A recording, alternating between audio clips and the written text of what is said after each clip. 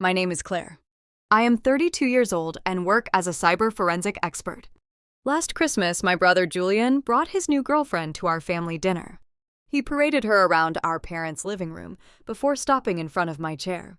He smirked and introduced me to her by saying, "This is the failure of our family." My parents laughed. His girlfriend, a self-made chief executive officer, did not laugh. She just watched them for a moment. Then she smiled faintly and said, "Interesting, because you are fired." And just like that, the illusion of my brother's perfect life shattered. Before I continue this story, let me know where you are watching from in the comments below. Hit like and subscribe if you have ever watched arrogant relatives orchestrate their own downfall. Growing up in a sprawling suburban estate outside Chicago, my parents Thomas and Patricia measured human worth by job titles and luxury vehicles. I spent my youth dissecting code and tracking data anomalies, while Julian received endless praise for his loud, superficial charm. Tonight was no different. The dining room smelled of expensive catered roast and fresh pine. Crystal wine glasses caught the ambient light of the stone fireplace. The heavy oak front door opened. Julian walked in, wearing a tailored velvet blazer, projecting the image of a wealthy executive. On his arm was Maya.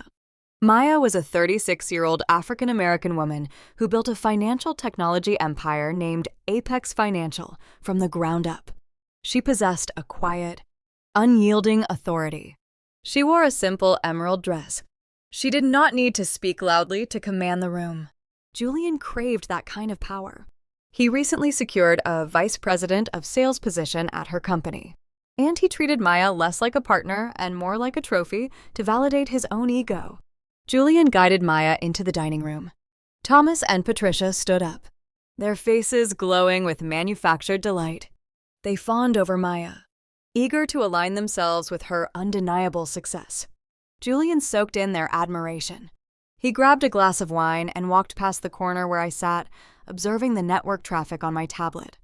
He stopped, gesturing toward me with his glass. "Maya," he said, his tone dripping with condescension. "This is my little sister Claire. She sits in a dark room, staring at screens all day, chasing digital ghosts. She is the failure of our family." Thomas let out a hearty chuckle. Patricia covered her mouth, giggling as she poured more wine. They always enjoyed watching Julian establish dominance. I did not react. I simply locked my tablet screen and looked up. Maya stopped walking.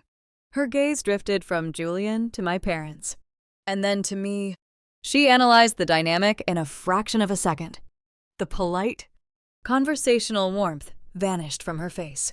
She set her untouched glass of wine down on the marble counter.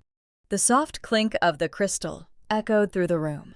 "You think staring at screens is a failure, Julian?" Maya asked. Her voice was steady, carrying a chilling resonance. Julian chuckled, assuming she was playing along with his joke. Maya tilted her head slightly. "That is interesting," she continued, "because the person who audits those screens just handed me an internal report about your division.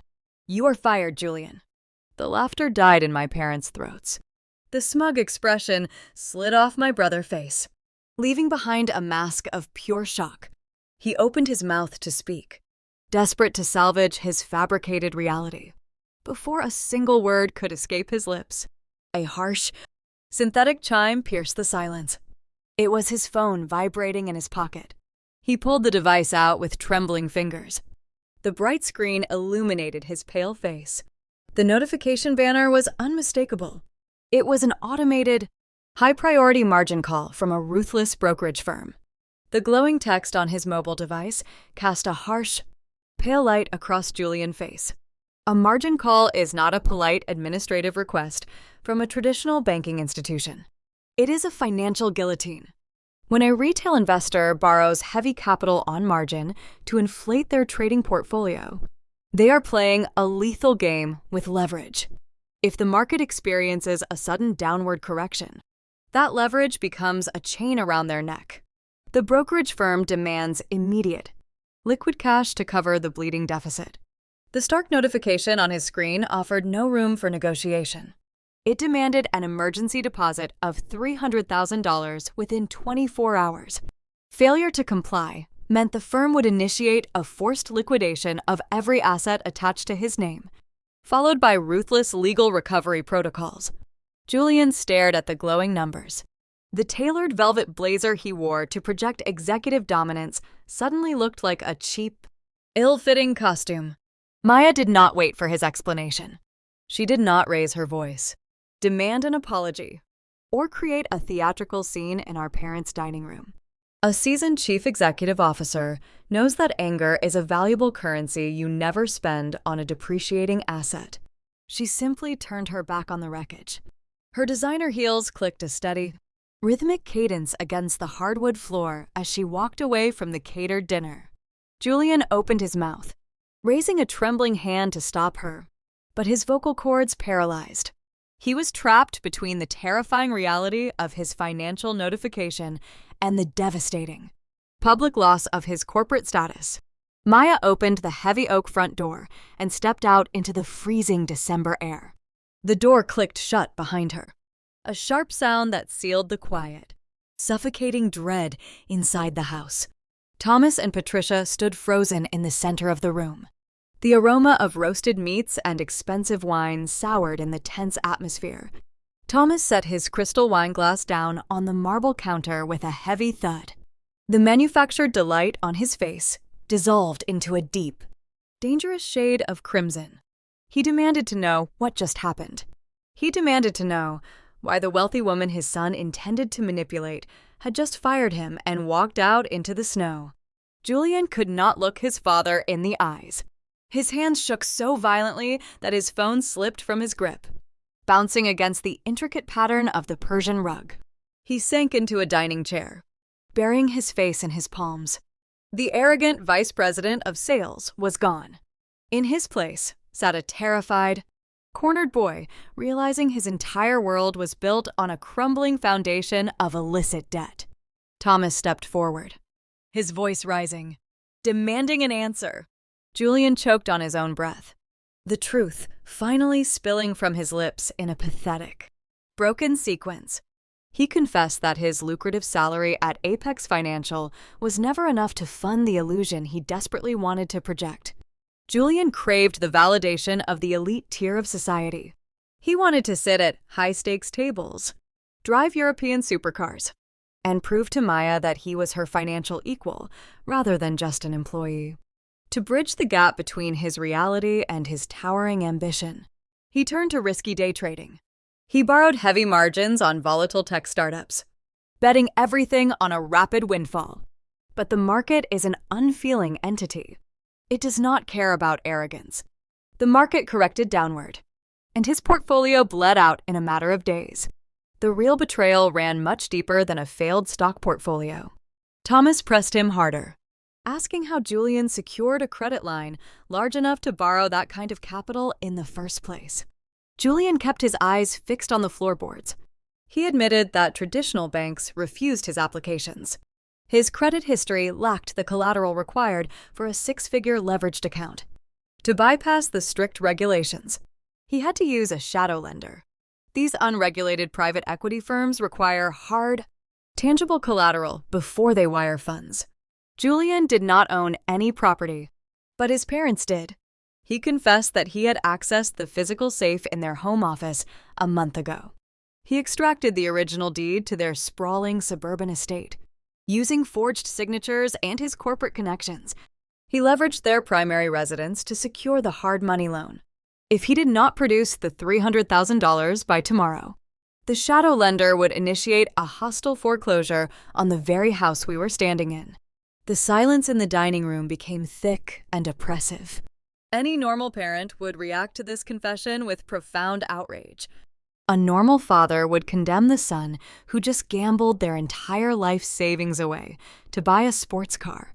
A normal mother would collapse at the realization that her home was now collateral for a failed stock scheme. But Thomas and Patricia were not normal parents. They operated on a twisted hierarchy where Julian could do no wrong. Julian was their golden child, the chosen son meant to elevate their social status. The prospect of losing the house, terrified them. But their toxic, enabling instincts overrode their sense of self-preservation. They refused to accept that Julian was a criminal. They needed a scapegoat. They needed someone else to carry the blame for the disaster unfolding in their living room. Patricia turned her head slowly. Her eyes locked onto me. I was still sitting quietly in my corner chair, my tablet resting on my lap. I had watched the entire confession unfold with the detached calculation of a cyber forensic auditor. I did not offer any sympathy or gasp in shock, because I always knew his unchecked greed would lead to a catastrophic failure. Patricia marched across the room, the heels of her shoes striking the floor with harsh force. Her face twisted with a misplaced, desperate fury. She pointed a trembling finger directly at my chest. She blamed me. She accused me of ruining the evening with my quiet, sour attitude. She claimed that my lack of enthusiasm had poisoned the atmosphere and caused Maya to overreact to a simple misunderstanding. Her logic was entirely fractured. But desperate people will cling to any narrative that protects their fragile ego. Patricia ordered me to stand up. She commanded me to run out into the freezing driveway, find Maya, and apologize on behalf of the family. She demanded that I beg the chief executive officer to reinstate Julian to his executive position. In her mind, getting his salary back was the only logical way to appease the shadow lender and save their suburban estate. She yelled that it was my duty as the younger sister to fix my brother's mistakes and sacrifice my own dignity to preserve his reputation. While Patricia screamed, her shrill voice echoing off the vaulted ceilings, my attention drifted. I tune out emotional noise the same way I filter out irrelevant background data during a system audit. As a cybersecurity professional, I am trained to ignore emotional distractions and focus strictly on the digital footprint. My eyes landed on the side table next to the leather sofa. Julian had left his silver tablet resting on the polished wood. The screen was facing upward, still illuminated and unlocked. I stood up. I did not argue with my mother. I did not defend myself against her ridiculous demands or point out the sheer insanity of her logic. I simply walked past her, ignoring her frantic, pointing finger. I approached the side table. A new notification appeared on Julian's tablet screen. It did not come from a standard banking application or a common messaging platform. It was a secure, encrypted drop channel. It was the exact kind of peer-to-peer communication protocol utilized exclusively by individuals operating in the digital black market. The background of the notification banner was pitch black, and the text was a stark, bright green. I stopped breathing for a fraction of a second. The message contained a single, chilling question: is the Apex client data ready for transfer? The words burned into my retinas. The puzzle pieces snapped into a terrifying, cohesive picture. The margin call was the catalyst, but Julian was already executing a devastating backup plan. He was not just a terrible investor. He was an active corporate traitor. To secure the $300,000 and save his own skin, he was leveraging his soon-to-be-revoked executive access at Apex Financial. He was downloading millions of confidential financial records belonging to Maya Company. He was preparing to sell her clients to the highest bidder on an anonymous dark network. My brother was orchestrating a catastrophic data breach that would not only destroy his own career, but would result in federal prison sentences and the total collapse of an entire financial technology empire. He was burning the world down to keep himself warm. And I was the only person in the room who knew how to extinguish the fire. I did not answer my mother. Patricia continued to scream, her voice echoing off the high ceilings of the dining room, demanding that I fix the disaster my brother created. She stood in the center of the Persian rug, pointing toward the front door, ordering me to chase after Maya and beg for Julian to get his job back. I ignored her entirely. I picked up my wool coat from the hallway rack and slid my arms into the sleeves. I did not look back at Thomas pacing near the fireplace or at Julian sitting frozen in his chair. The heavy front door shut behind me, severing the frantic noise of my family. The cold December wind hit my face, sharp and sobering, Fresh snow crunched beneath my boots as I walked down the paved driveway toward my car. I climbed inside, started the engine, and turned the heater on high. My hands gripped the steering wheel, but my mind was already miles away, dissecting the glowing green text I had just seen on my brother's iPad. Is the Apex client data ready for transfer? The words repeated in my head like a warning siren. Julian was a vice president of sales. He possessed high-level clearance, but he lacked the technical intellect to understand the digital footprints he was leaving behind. I navigated the dark suburban roads, driving away from the sprawling estates and heading straight for the city. My apartment was a stark contrast to my parents' ostentatious home. It was a functional, quiet sanctuary located on the top floor of a secure high-rise. The space was dominated by my workstation. 3 curved monitors sat on a wide glass desk, accompanied by dual processing towers and a dedicated server rack humming softly in the corner. As a cyber forensic expert, my entire career revolved around hunting digital ghosts. I spent my days analyzing network intrusions, recovering encrypted ledgers, and identifying internal corporate threats. My brother had just become my primary target. I tossed my coat onto the sofa, sat in my ergonomic chair, and woke the workstation. The monitors flared to life, casting a pale blue glow across the dark room. I did not need physical access to Julian devices to see what he was doing. I built the home network for my parents 5 years ago. I knew every router configuration, every firewall vulnerability, and every default gateway in that house. I opened a secure terminal window and initiated a remote handshake with their residential IP address. Julian was arrogant. He believed that downloading an anonymous messaging application onto his tablet made him a phantom. He did not realize that securing the application meant nothing if the underlying network traffic was exposed. I bypassed the basic residential security protocols within seconds. I gained administrative access to the main router sitting in my parents' living room and began running a deep packet inspection on the active data streams, the terminal screen filled with lines of raw code, scrolling rapidly as my software captured and analyzed the outgoing traffic. I isolated the specific media access control address tied to Julian's laptop. He was sitting in the dining room, connected to the local wireless network, pushing a heavy data load toward an external server. I intercepted the transmission protocol and began unpacking the payload. The sheer volume of the data transfer made my blood run cold. Julian was not just stealing a few client email addresses or internal sales memos. He had weaponized his executive credentials before Maya officially revoked his access in the human resources system. He initiated a bulk export from the primary Apex Financial Secure Vault. The files scrolling across my monitor contained the raw, unfiltered architecture of a financial technology empire. I opened a decrypted sample file. It was a structured database dump containing millions of individual customer records. I saw social security numbers, biometric identification hashes, linked bank routing sequences, and real-time investment portfolios. It was the digital equivalent of a gold mine, and Julian was dragging it out the back door. I traced the destination of the data stream. Julian was communicating with a proxy server located on a known dark web domain. I ran a cross-reference on the digital wallet address attached to the transmission. The puzzle assembled itself with terrifying clarity. The shadow lender demanded $300,000 by tomorrow morning. Julian had no liquid cash and no property to sell.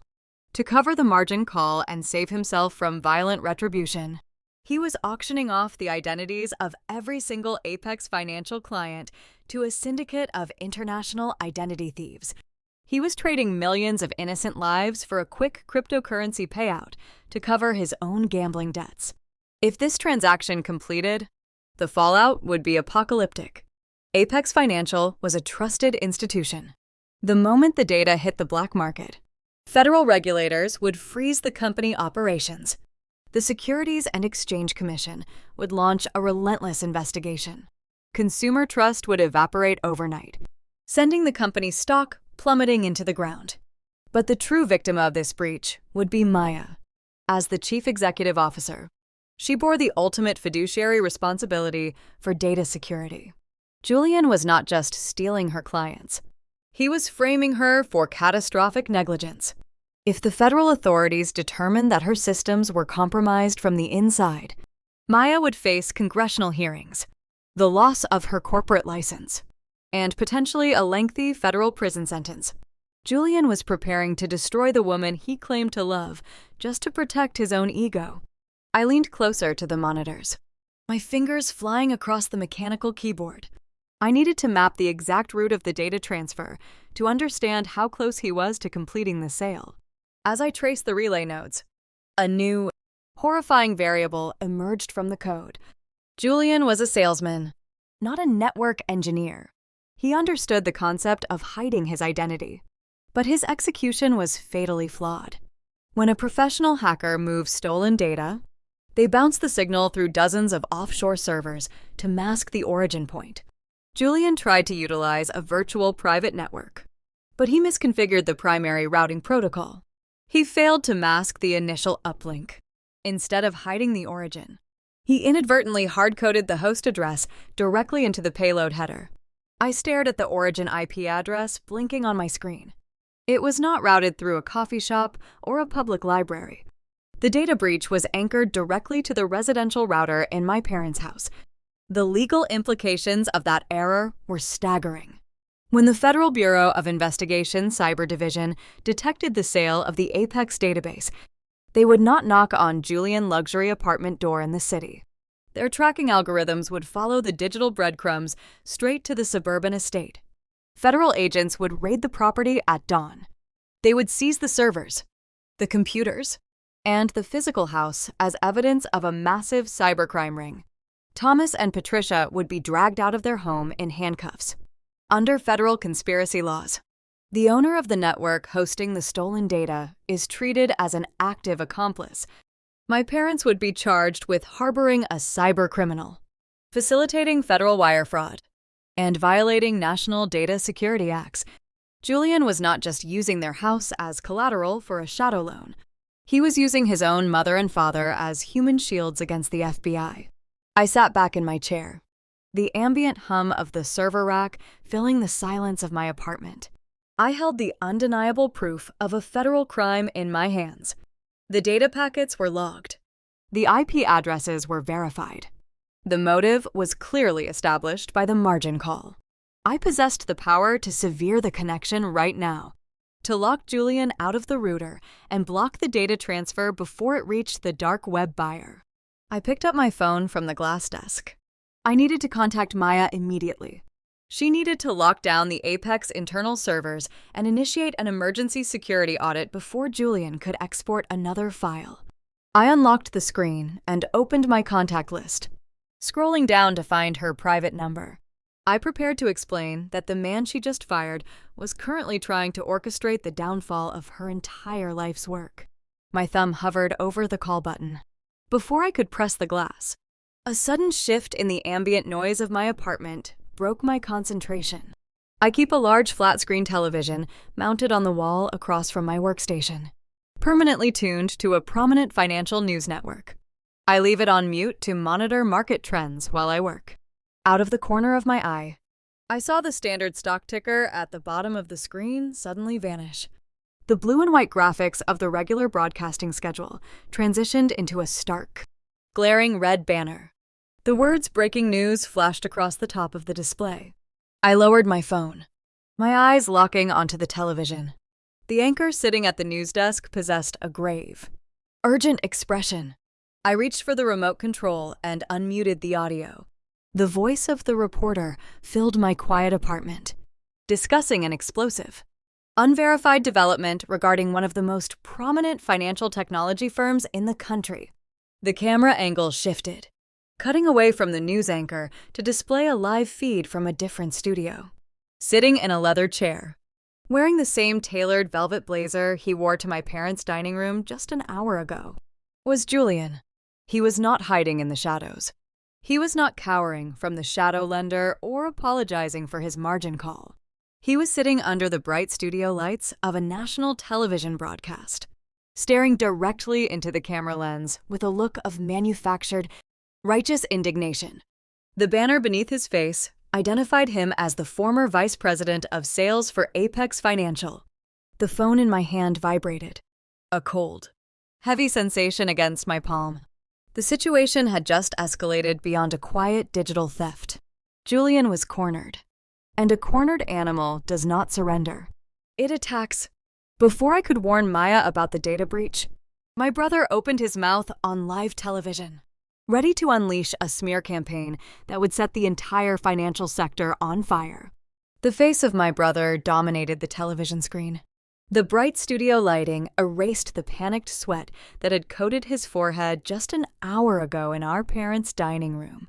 Julian looked composed. He wore the tailored velvet blazer with casual elegance, projecting the aura of a weary, reluctant truth-teller. The financial news anchor sitting across from him leaned forward, treating Julian not as a recently fired employee, but as a brave whistleblower risking his own career to expose corporate corruption. I turned up the volume on my remote control. The sound of Julian's smooth, practice voice filled my apartment. He did not sound angry. A smart manipulator never acts out in rage when trying to destroy a reputation. He spoke with a quiet, calculated disappointment. He told the anchor that his time at Apex Financial was a nightmare of toxic leadership and erratic behavior.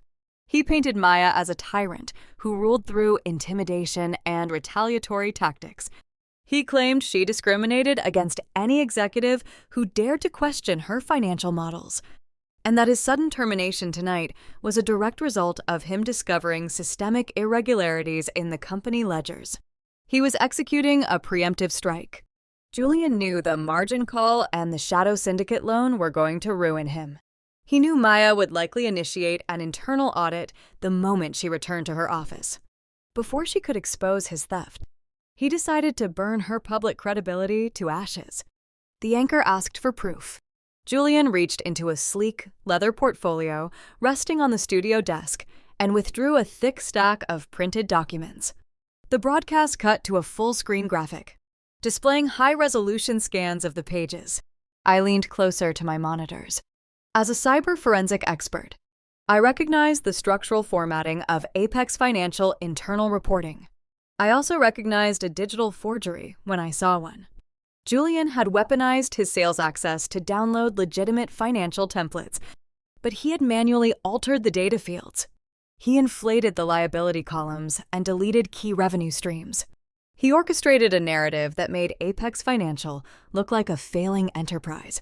He pointed to the doctored numbers on live television, solemnly declaring that Maya was defrauding her institutional investors to cover massive operational losses. The reaction of the financial market was instantaneous and brutal. The livestock ticker running across the bottom of the broadcast screen shifted from a steady white text to a glaring, cautionary red. The letters APX appeared, followed by a downward-pointing arrow.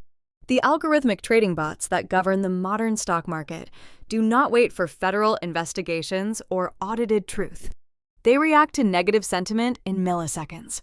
I watched the share price of Apex Financial halt, stutter, and then enter a terrifying freefall. 5% of the company valuation evaporated. Then 10%. Billions of dollars in market capitalization were wiped out while Julian sat in a comfortable studio chair, pretending to be a savior. My workstation monitors lit up with secondary alerts. I opened a global social media tracking dashboard. The sentiment analysis meters spiked into the dark red zone. The viral backlash was spreading faster than a digital virus. Anonymous users, rival tech executives, and panicked retail investors flooded the internet with vitriolic attacks aimed directly at Maya. Trending topics demanded her immediate arrest. People who had praised her leadership yesterday were now calling for her total destruction. Julian had successfully weaponized the public against the woman who built the company. My phone vibrated on the glass desk. The caller identification displayed my mother name. I answered the call, keeping my eyes locked on the bleeding stock ticker. Patricia's voice came through the speaker, shrill and vibrating with sheer, unadulterated pride. "Are you watching the news, Claire?" she demanded, not waiting for my answer. "Did you see your brother on television?" She did not call to ask if I was safe. She did not call to discuss the terrifying confession Julian had made about forging the deed to their house. The reality of the shadow loan had already vanished from her mind, erased by the intoxicating thrill of seeing her son on a national broadcast. "He is brilliant," Patricia boasted, her words tripping over each other in her excitement. "He exposed that awful woman. Your father and I always knew she was treating him unfairly. Thomas is opening a bottle of champagne right now. Julian just texted us during a commercial break. He said 3 different rival tech companies have already reached out to his agent. They are going to offer him millions of dollars for speaking out. He is going to get a massive payout. And we are going to celebrate this weekend." I listened to the delusion echoing through the phone receiver. My parents were cheering for their own executioner. They truly believed Julian was a heroic corporate crusader about to receive a lucrative reward from Maya competitors.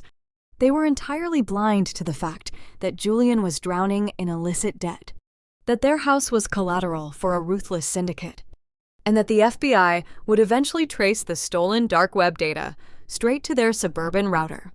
They were celebrating the victory while standing on a financial landmine. I did not try to explain the truth to her. You cannot reason with people who willingly choose the illusion. I ended the call without saying a single word and placed the phone face down on the desk. The television broadcast shifted again. The anchor interrupted Julian mid-sentence, pressing a finger to his earpiece. A breaking corporate wire had just crossed the news desk. The screen split in half, showing Julian face on one side and a stark, text-based press release on the other. In the corporate world, loyalty extends only as far as the profit margin. The board of directors at Apex Financial watched their stock price plummet. Institutional investors were threatening to pull their capital. The board did not stand behind their founding chief executive officer. They panicked. The anchor read the emergency statement aloud. The Apex board of directors officially distanced the company from Maya. They announced the immediate formation of an independent committee to investigate the allegations brought forward by their former vice president of sales. The final paragraph of the press release delivered a lethal ultimatum. The board mandated that Maya had exactly 48 hours to stabilize the stock price and provide irrefutable proof that the financial documents were forged. If she failed to clear her name within that narrow window, she would be permanently stripped of her executive authority and removed from the company she built. Julian had trapped her in an airtight box.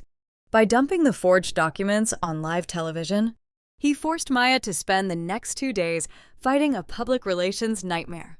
While she scrambled to satisfy a furious board of directors, she would be far too distracted to notice the real crime happening in the background. She would not be looking at the server logs. She would not see the millions of customer records Julian was currently routing through my parents' house to the dark web. He engineered a perfect smokescreen. I looked at the chaotic data streams scrolling across my terminal window. Maya was bleeding out on the public stage, fighting a war she did not even realize she was losing. Julian thought he was untouchable. He thought his media strategy guaranteed his survival. But Julian made a fatal miscalculation. He forgot that the quiet sister he mocked at the dinner table controlled the digital battlefield. I could not call Maya through standard channels.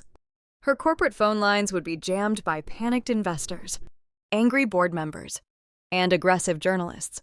A simple text message would be buried under thousands of notifications. To break through the noise, I needed to send a signal that a chief executive officer could not ignore. I closed the social media tracking dashboard and opened a sterile, black command terminal. I bypassed the standard commercial networks and accessed a military-grade encrypted routing protocol. I needed to forge a temporary alliance with the woman my brother was trying to destroy. I began writing a phantom message, designed to bypass all Apex security firewalls and appear directly on her private device. I was about to offer Maya the one weapon she needed to survive the next 48 hours. I turned my attention away from the television broadcast and focused entirely on the sterile black command terminal on my left monitor. I knew Maya was currently trapped in a communications nightmare. Her corporate inbox would be flooding with demands from panicked board members. Her legal team would be tying up her primary cell phone. And aggressive journalists would be pinging every known social media account she possessed. A standard text message would drown in the digital noise. To bypass the chaos, I wrote a phantom script. I utilized a specialized tunneling protocol designed to evade commercial firewalls and deliver a secure payload directly to the unique hardware identifier of her private device. My fingers moved across the mechanical keyboard with practiced rhythm. I did not write a long explanation or offer a generic apology for my family. In a crisis, brevity is the sharpest weapon. The encrypted file contained a single line of text. I know where he is hiding the data. I routed the script through a decentralized node to ensure it bypassed the Apex Financial internal security filters, executing the final command with a firm press of the Enter key. The terminal verified the handshake. The message flashed onto Maya's screen, overriding her active applications. I sat back in my ergonomic chair and watched the system clock counting the seconds. A woman fighting for her professional life would not ignore a lifeline, no matter where it came from. Less than 2 minutes later, a secure reply populated my terminal. It did not contain a greeting. It simply provided an address located in the downtown financial district and a strict time frame. 30 minutes? I grabbed my wool coat, left my apartment, and navigated the icy city streets. The address belonged to a subterranean establishment hidden beneath an upscale steakhouse. It was a private, invitation-only lounge favored by high-level executives who required absolute discretion. I bypassed the crowded main restaurant upstairs and walked down a narrow, dimly lit service corridor. A heavy steel door stood at the end of the hall, guarded by a solitary man in a dark suit. I gave him the name Maya provided. He nodded, stepping aside and pulling the heavy handle. The atmosphere inside the lounge was a masterclass in calculated silence. Acoustic paneling absorbed the ambient sound, reducing the clinking of crystal glasses and muted conversations to a soft, unintelligible hum. The air smelled of old leather and expensive bourbon. I walked past a row of secluded booths, my eyes scanning the low amber lighting until I found her. Maya sat in a corner booth, her back pressed against the dark mahogany paneling. She commanded the space effortlessly. But the glamorous socialite who walked into my parents' dining room was gone. She had discarded the emerald dress, replacing it with a sharp, structured charcoal trench coat that mirrored the armor of a general preparing for a brutal campaign. She held a lowball glass of neat whiskey, the amber liquid catching the faint light as she swirled it. Her expression was devoid of panic. She projected a cold, lethal focus. "You have my attention, Claire," Maya said as I slid into the leather seat opposite her. Her voice was quiet, lacking the performative warmth she used at the dinner table. "Explain the message." I did not waste her time with pleasantries. I laid out the tactical reality of the situation. I told her about the margin call that interrupted the dinner. I explained the Shadow Syndicate loan and the forged deed to my parents' house. Maya listened, her dark eyes tracking every word, processing the raw intelligence without interrupting. When I reached the technical details, the atmosphere at the table grew significantly colder. I detailed the encrypted drop channel I discovered on his tablet. I explained how Julian was currently utilizing his unrevoked sales credentials to download the raw architecture of the Apex Financial client database. The television interview was a calculated diversion, I stated, keeping my tone clinical and detached. He knew the shadow lender would break his legs if he did not produce $300,000 by tomorrow morning. He also knew you would likely audit his division the moment you returned to the office. He went on television and dumped those forged liability reports to put you on the defensive. He gave the board of directors a reason to tie your hands, while you are busy fighting a public relations war and trying to save your stock price. He is packing up millions of your customer records to sell to an identity theft ring on the dark web. Maya stopped swirling her whiskey. She set the heavy glass down on the wooden table. The pieces of the puzzle clicked together in her mind. A seasoned chief executive officer understands leverage. And she realized instantly how dangerously exposed she was. If the client data hit the black market, the forged liability reports would be the least of her problems. The Securities and Exchange Commission would launch a federal probe. The board would not just fire her. They would offer her to the federal authorities as a scapegoat for the data breach. Julian was engineering a scenario where she would face a decade in a federal penitentiary for his crimes. "If I call the authorities right now," Maya reasoned, her voice dropping to a dangerous whisper, "Julian will hear the sirens. He will wipe the hard drives, destroy the encryption keys, and play the victim. He will tell the board that I framed him to cover up the fake revenue losses he reported on television. The stock is already in freefall. My board gave me 48 hours to prove he is lying. If I send the police without a smoking gun, the board will vote me out by sunrise." She leaned forward, resting her arms on the table. She looked at me, not as the sister of her enemy, but as a strategic asset. "You did not come here just to warn me, Claire. You have a vested interest in how this plays out. What is your angle?" I met her gaze, refusing to blink. "My parents are shallow, status-obsessed fools," I admitted, letting the bitter truth hang in the quiet air. They spent my entire life worshipping a son who views them as disposable collateral. But they do not deserve to die in a federal prison. Julian made a fatal error in his routing protocol. He is pushing the stolen data through their residential router. He hard-coded their origin IP address into the payload header. Maya closed her eyes for a brief second, understanding the legal gravity of that mistake. When the cyber division traces the leak, they will raid the suburban house. Exactly, I confirmed. Julian is using my mother and father as human shields. Under federal conspiracy statutes, owning the network that hosts stolen corporate data makes them active accomplices. They will be charged with harboring a cybercriminal and facilitating wire fraud. Julian will let them take the fall to save his own skin. We sat in the dim light of the speakeasy, the unspoken terms of our alliance crystallizing between us. We were two women fighting separate wars against the same enemy. Maya needed to catch Julian, red-handed, in the middle of the transaction, to secure irrefutable proof of his sabotage. She needed a smoking gun to present to her board of directors, something so undeniable it would instantly restore her reputation and send the stock price soaring. I needed to intercept the digital transaction, sever the connection to my parents' router, and ensure Julian faced the federal authorities alone, without dragging innocent collateral damage into his sinking ship. "We need to build a trap," Maya stated, her tone decisive. "We need to lure him out of his defensive position and force him to execute the sale in an environment we control.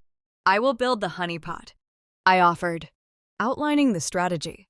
"I am fluent in the digital black market. I will create a phantom identity on the dark web. I will pose as a representative for an international data syndicate. I will reach out to his encrypted drop channel and offer him a bounty for the Apex database that vastly exceeds his shadow loan debt. I will offer him $1 million in untraceable cryptocurrency. He is desperate, greedy, and arrogant. He will take the bait." Maya nodded, the strategy aligning perfectly with her corporate survival instincts. "Once he initiates the transfer to your phantom buyer, I will have my internal security team trace the transaction. We will capture the definitive proof that he is the architect of the breach. We expose him. We recover the data before it propagates. And we hand him over to the federal authorities with a neat bow." I agreed, picking up my phone to prepare the necessary decryption tools. I accessed my secure server array remotely, ready to construct the fake buyer profile. But to make the illusion credible to a paranoid salesman, I needed to know exactly how Julian intended to receive the funds. He would not accept a direct transfer to his personal bank account, as that would trigger immediate laundering alerts. He needed a secure repository, a digital vault where he could hide the cryptocurrency until the shadow lender was paid. I ran a quick network probe, tracing the financial destination routing code he attached to his initial dark web advertisement. The code resolved into a specific offshore registry. I looked at the glowing screen of my phone, The sterile green text populated the display, detailing the exact financial vehicle Julian had established to receive the illicit funds. My blood ran cold, freezing the strategic momentum in my veins. Maya noticed the sudden shift in my posture. She watched my eyes narrow as I stared at the screen. "What is it?" she asked, her voice tight with renewed tension. "Did he change the routing protocol?" I set the phone down on the wooden table, the glowing screen illuminating the space between us. Julian was far more ruthless than I ever calculated. He was not just using my parents' home network as a shield. He had engineered a financial trap that would destroy them permanently. "He is not taking the money directly," I whispered, staring at the offshore banking details. "He is demanding the funds be transferred into a private trust located in the Cayman Islands. But he is not the legal beneficiary." I looked up at Maya, the terrifying reality of his betrayal sinking in. "He forged the trust documents," I said, my voice barely audible over the low hum of the speakeasy. "The legal owner of the offshore account receiving the stolen funds is Patricia. He is routing the dirty money directly into my mother name." Maya stared at the glowing screen of my phone, resting on the wooden table. The dim amber lighting of the speakeasy reflected in her dark eyes as she read the offshore registry details. A seasoned corporate leader navigates hostile takeovers and ruthless boardroom politics daily. But the sheer predatory calculation of my brother left her momentarily speechless. She reached for her whiskey, taking a slow, measured sip. "He is framing his own mother," Maya stated, her voice devoid of any inflection. "He is not just hiding the money. He is building a legal firewall out of his family." I nodded, keeping my gaze locked on the financial routing protocol.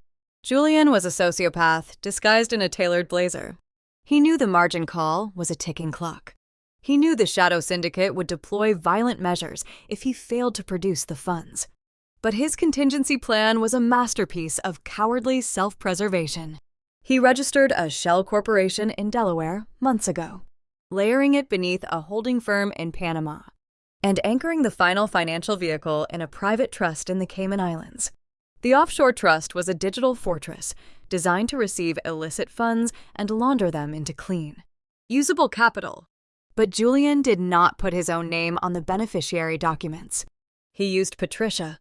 He stole her social security number, forged her signature, and utilized her maiden name as the primary security key. "If the federal authorities uncover this," Maya continued, placing her glass back on the table, "they will follow the blockchain ledger straight to that offshore account. They will find Patricia listed as the sole proprietor of a money laundering operation. And they will trace the origin of the data breach directly to her residential internet router," I added, outlining the lethal trap Julian had set. "The prosecution will not view her as a victim. They will view her as the mastermind. They will see a woman who used her suburban home to harbor a cyber criminal and utilized her offshore trust to wash the stolen profits. Julian will claim he was just a pawn following his mother instructions. He will let her rot in a federal penitentiary to save his own skin. We could not afford to wait for the authorities to unravel his web. We had to sever the financial pipeline before a single digital coin entered that Cayman account." I reached into my leather tote bag and withdrew a specialized ultrabook. It was a sterile device, lacking a standard hard drive, operating entirely from an encrypted flash memory drive. I placed it on the table between us and booted the secure operating system. It was time to engage the target. I needed to lure him out of the shadows and force him to expose the raw data. I connected to a decentralized routing network, masking my physical location through a dozen international proxy servers. I bypassed the standard internet protocols and accessed a heavily guarded black market forum on the Dark Web. I did not register a new, suspicious account. I logged into an established alias I had cultivated over the past 5 years for cyber forensic investigations. The profile possessed a flawless reputation in the underground data broker community. It was a persona known for executing high-value transactions with ruthless efficiency. I located the encrypted drop channel Julian was using to advertise the Apex financial database. He was online, waiting in the digital dark, desperate for a buyer to save him from his shadow loan. I opened a direct peer-to-peer communication window. I did not waste time negotiating or asking for sample files. A desperate man responds best to overwhelming greed. I typed a single, decisive offer, $1 million in untraceable cryptocurrency for the raw, unencrypted client database. I hit enter. The message transmitted across the secure network. We sat in the quiet lounge, watching the cursor blink on my screen. $1 million was 3 times the actual market value of the stolen records. It was an exorbitant sum designed to blind him to any potential risks. Julian needed $300,000 to cover his margin call and save our parents' house from the shadow syndicate. The remaining $700,000 would allow him to maintain his lavish lifestyle, buy a new European supercar, and continue projecting the illusion of immense wealth even after losing his executive position. The reply arrived less than a minute later. The speed of his response betrayed his panic. Julian accepted the price. He agreed to transfer the complete architecture of the Apex Financial Vault. But my brother was cunning. He refused to conduct a standard digital wallet transfer. He knew that direct blockchain transactions could be audited by forensic algorithms. He demanded the funds be routed through a complex smart contract designed to tumble the cryptocurrency through 3 separate digital mixers before depositing the final sum into his designated account. He transmitted the final destination routing sequence to my terminal. It was the Cayman Islands Trust. I stared at the code on my screen. He was locking the trap. He was demanding that I send $1 million of dirty money directly into the legal name of our mother. We have a severe tactical problem, I informed Maya, tracing the lines of the smart contract with my finger. We need him to initiate the data transfer. We need him to hand over the files so your security team can capture his digital signature and prove he orchestrated the breach. That is the only way to clear your name with the board of directors and save your company. Maya leaned closer, her eyes scanning the complex routing code. But if you execute this transaction, the funds will land in Patricia Offshore Trust. The crime will be complete, and your mother will become an international money launderer. We were standing on a razor edge. If I refused to send the money to the Cayman account, Julian would spook. He would terminate the connection, delete the stolen files, and destroy the only evidence that could exonerate Maya. He would walk away clean, leaving the Apex stock in freefall and Maya facing congressional hearings. But if I completed the transaction, I would be the architect of my mother federal indictment. I could not block the transfer, and I could not complete it. I had to create a phantom reality. I cannot do this over a remote connection, I said, closing the dark web communication window and putting the Ultrabook into sleep mode. If he executes the transfer from his current network, the smart contract will automatically trigger the offshore deposit. I have to intercept the transmission before it leaves his physical device. Maya narrowed her eyes. How do you stop an automated smart contract without alerting him? I have to build a sandbox, I explained, formulating the technical trap in my mind. A localized, isolated network environment. I need him to connect his laptop to a wireless router that I completely control. When he hits the button to send the data and receive the funds, he will think he is communicating with the global internet. But he will actually be transmitting everything directly into a closed-loop server sitting in my purse. The data will transfer to me, providing the proof you need. The smart contract will register a successful transaction on his screen. But the money will never actually leave my local server. The Cayman account will remain empty. Patricia will remain innocent. It was a highly complex man-in-the-middle attack. To execute it flawlessly, I needed physical proximity to his machine. I needed him off his secure home network. I needed him distracted, arrogant, and eager to complete the transaction in public. I looked at the digital calendar on my phone. Tomorrow was New Year Eve. I am going to call him, I told Maya, sliding the Ultrabook back into my leather tote bag. I am going to play the role of the compliant, frightened younger sister. I am going to tell him I am terrified by his television interview and that I want to help him out of his financial crisis. I will invite the entire family to a high-end dinner tomorrow night to celebrate his upcoming media payout.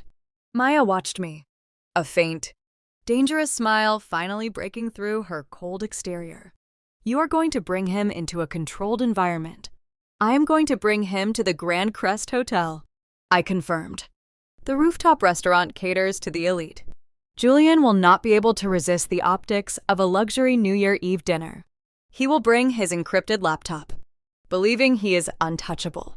He will log into the VIP wireless network, completely unaware that I am the one who designed the hotel security infrastructure 3 years ago. The strategy was set. We were going to let Julian dress up in his velvet blazer, drink expensive champagne, and bask in the admiration of our shallow parents. We were going to let him believe he had outsmarted the financial sector, the shadow syndicate, and the federal government. And right at the stroke of midnight, we were going to drop the floor out from under him.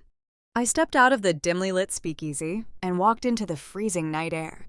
The city streets were already vibrating with the restless energy of the approaching new year. I pulled my phone from the pocket of my wool coat and dialed my brother number. I let the line ring 4 times.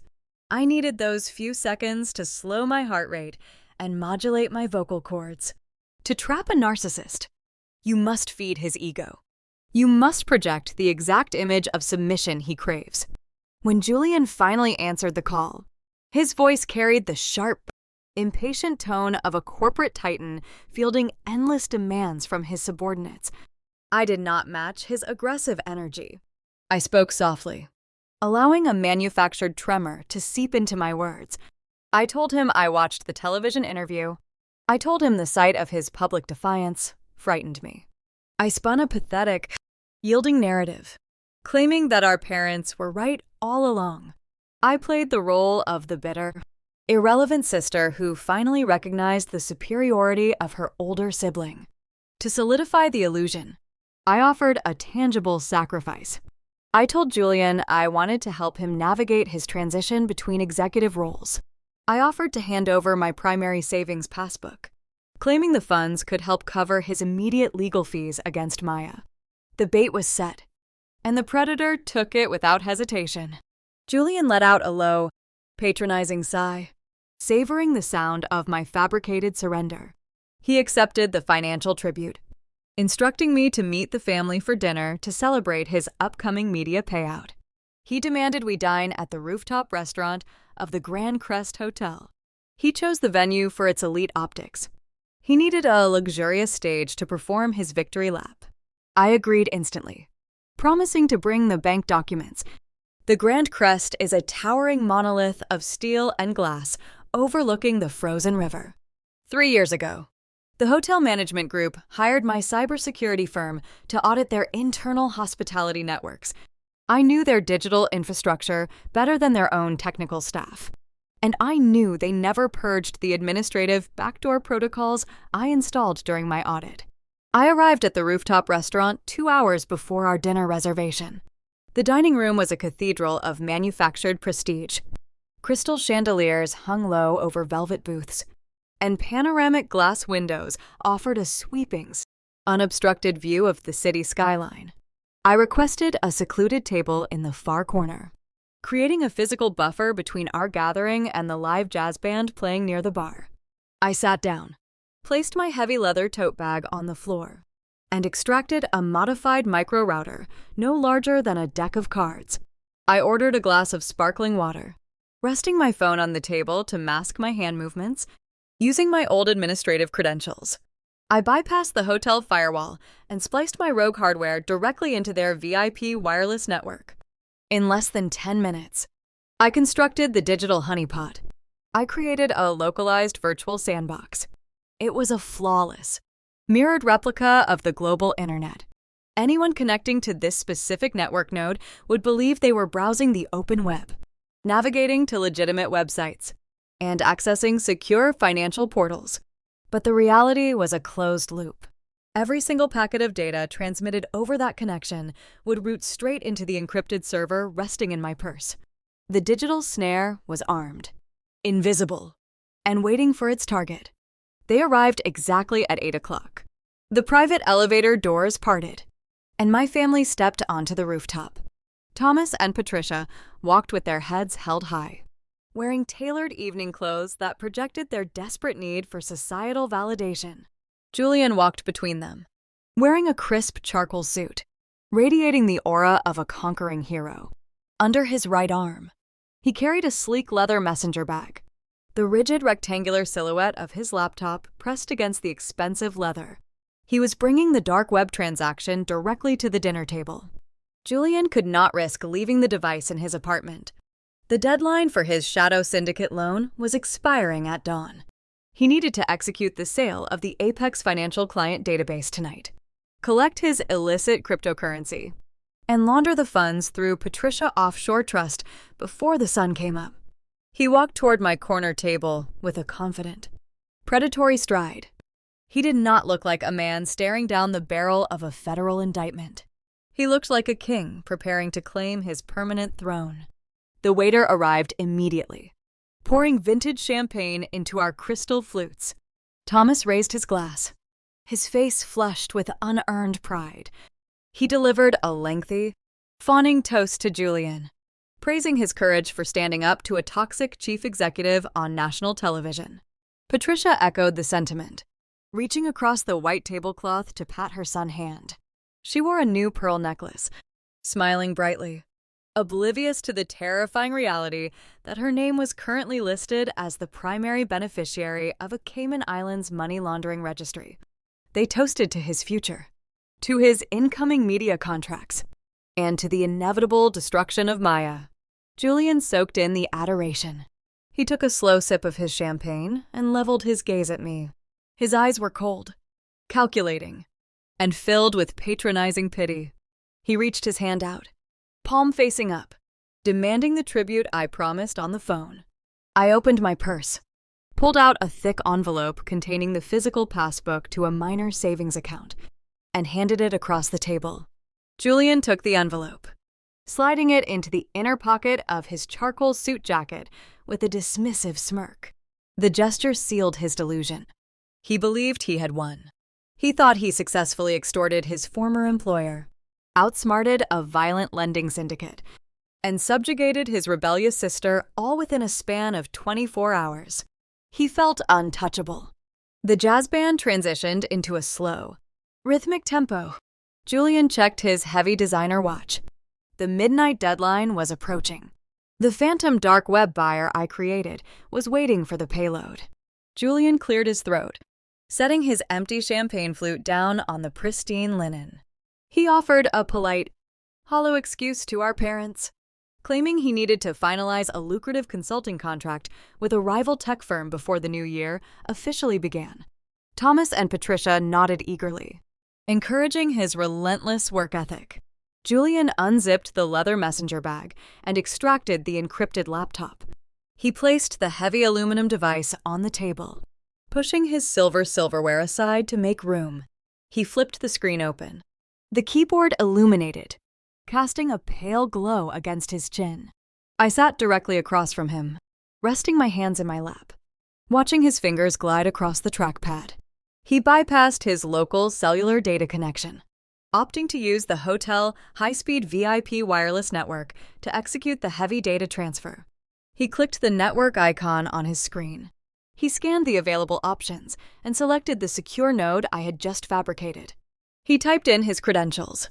The loading circle spun for a fraction of a second on his display. Beneath the table, my phone vibrated once against my leg. He was in the Sandbox. The trapdoors locked shut behind him. My brother stared at his screen, preparing to auction off millions of innocent identities, entirely unaware that he was about to hand me the exact digital weapon I needed to execute his ruin. The ambient noise of the Rooftop restaurant swelled as the jazz band shifted into a lively, upbeat tempo. Waiters navigated the crowded floor, balancing silver trays loaded with fresh oysters and vintage champagne. The countdown to midnight was less than an hour away. Julian sat at our table, staring at the illuminated screen of his encrypted laptop. He had successfully connected to my rogue wireless network, believing he was browsing the secure global internet. But executing a dark web data transfer containing millions of stolen financial records required absolute concentration and privacy. He could not risk Thomas or Patricia glancing over his shoulder and seeing lines of illicit code. Julian lowered the aluminum lid of his laptop just enough to dim the glow on his face. He offered our parents a manufactured, apologetic smile. He told them he needed to step away for a few minutes. He claimed a prominent venture capitalist was calling him from Tokyo to discuss a multi-million-dollar signing bonus, and he needed a quiet environment to negotiate the final terms. Thomas beamed with patriarchal pride, raising his glass in a silent toast to his son. Patricia adjusted her pearl necklace, urging him to go and secure his fortune. Julian stood up, tucked the laptop securely under his arm, and walked away from the bustling dining room. I watched his tailored charcoal suit disappear down the carpeted hallway, leading toward the executive business lounge. The lounge was a restricted area, accessible only by a keycard, designed for high-net-worth hotel guests who required absolute silence. It was the perfect isolation chamber for a corporate traitor preparing to sell his soul. I remained seated at the corner table, taking a slow, measured sip of my sparkling water. Beneath the white linen tablecloth, my phone vibrated in my lap. A steady, rhythmic pulse indicated that the localized virtual sandbox was functioning flawlessly. Julian had entered the lounge, opened his device, and logged back into the anonymous black market forum. I unlocked my phone screen, shielding the display from my parents. The custom interface of my rogue server populated the screen. I watched the live packet capture visualize the data flow. Julian was initiating the upload protocol. He was transferring the raw architecture of the Apex Financial Vault directly into the phantom buyer profile I created. The progress bar crept across my screen, representing millions of stolen customer identities, social security numbers, and banking hashes. He believed the data was traveling across international borders, bouncing through encrypted proxy servers. In reality, the entire financial payload was traveling less than 200 feet, dropping straight into the secure flash drive resting inside my leather tote bag. The progress bar hit 100%. The transmission finalized. I had the raw data. I possessed the undeniable, cryptographic proof that Julian was the sole architect of the corporate breach. Maya now had the exact weapon she needed to clear her name, restore the Apex stock price, and save her empire. But my mission was not over. Securing the data was only the first objective. The second objective was ensuring the dark web transaction never completed. Julian was staring at his screen in the business lounge, waiting for the phantom buyer to authorize the release of $1 million in untraceable cryptocurrency. He was waiting for the funds to hit the Cayman Islands trust registered under my mother name. He needed that money to pay off the ruthless shadow syndicate before sunrise. I did not send the cryptocurrency. I opened a secondary command terminal on my phone. Before arriving at the hotel, I engineered a highly specialized malware payload. It was a reverse ransomware script, designed specifically to exploit the handshake protocol of the dark web forum Julian was using. When a seller finalizes a transaction on that specific black market, the system requires them to click a final confirmation button to release the escrow. I watched my server logs. Julian clicked the confirmation button. The moment his trackpad registered the command, my rogue server deployed the malware. The malicious code traveled back through the localized network, slipping past his outdated firewall and injecting directly into the core operating system of his encrypted laptop. Inside the silent executive lounge, Julian leaned back in his leather chair, waiting for the offshore deposit confirmation. Instead, the soft humming of his laptop cooling fans suddenly escalated into a frantic, high-pitched mechanical whine. The processors overloaded. The bright display showing the black market forum flickered violently, colors distorting into jagged digital artifacts. Julian leaned forward, his brow furrowing in confusion. He tapped the trackpad, attempting to refresh the browser window. The cursor was frozen. He pressed the escape key repeatedly, his fingers hitting the plastic with rising urgency. The screen went pitch black. The sudden absence of light reflected his panicked face in the dark glass. A second later, the display flared back to life, but it did not show his desktop. The entire screen bled into a deep, aggressive crimson red. A pixelated, glowing skull materialized in the center of the monitor. The jaw of the digital skull moved in a silent, mocking loop. The ransomware did not just lock his screen. It executed a localized digital slaughter. The malware hunted down every financial credential stored on his hard drive. It scrambled the encryption keys to his personal cryptocurrency wallets, rendering his hidden funds permanently inaccessible. It intercepted the authentication tokens for his commercial banking applications, changing the passwords and locking him out of his own checking accounts. But the final strike was the most critical. The malware identified the secure access keys for the Cayman Islands Trust. It did not steal the keys. It burned them. The script overwrote the offshore authentication protocols with useless junk data. The digital pipeline to the Caribbean was severed forever.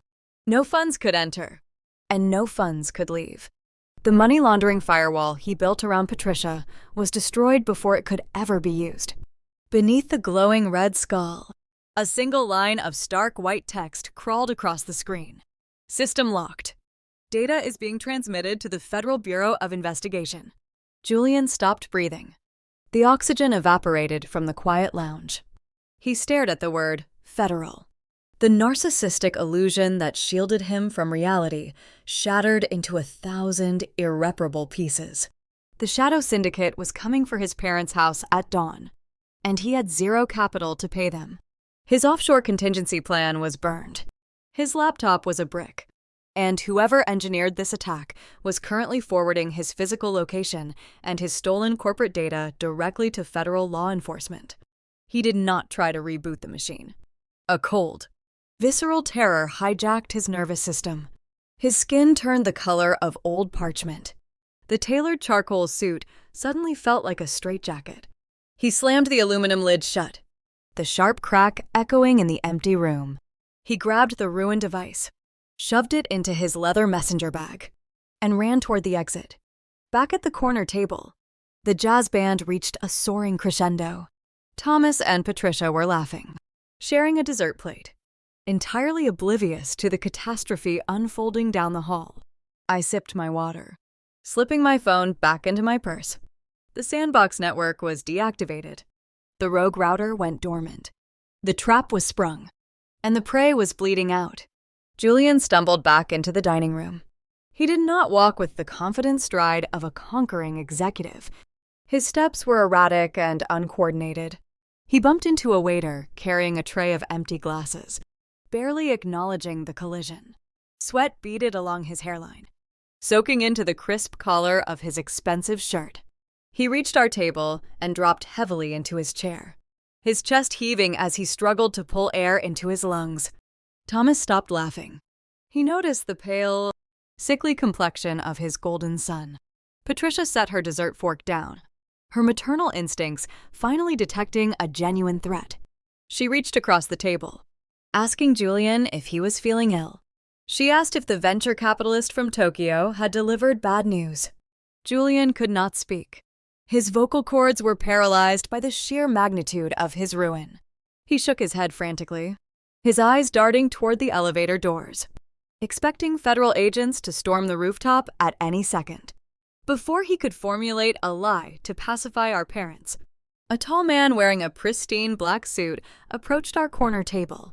It was not a waiter offering more champagne. It was the general manager of the Grand Crest Hotel. He carried a sleek leather folio under his arm, and his expression was entirely devoid of hospitality. The manager stopped next to Julian's chair. He did not offer a polite holiday greeting. In the luxury service industry, patience is a commodity reserved only for paying clients, and Julian had just crossed a dangerous financial threshold. The manager opened the leather folio and placed a printed invoice directly on the white tablecloth. He spoke in a low, firm tone, ensuring the surrounding tables could not hear the specifics. But the gravity of his voice was unmistakable. He informed Julian that the hotel accounting department was closing their annual ledger before midnight. He stated that Julian had an outstanding balance of $20,000 from a lavish, private liquor tasting event he hosted in the hotel penthouse the previous week. Julian had thrown that party to impress Maya-rival tech executives, charging premium vintage champagne and rare spirits to his room tab, assuming his upcoming data sale would cover the exorbitant cost. The manager tapped the invoice with a manicured finger. He demanded an immediate, valid form of payment to settle the debt. He warned Julian that the hotel security team was standing by, and failure to clear the balance right now would result in local police intervention for grand theft of services. Julian stared at the piece of paper.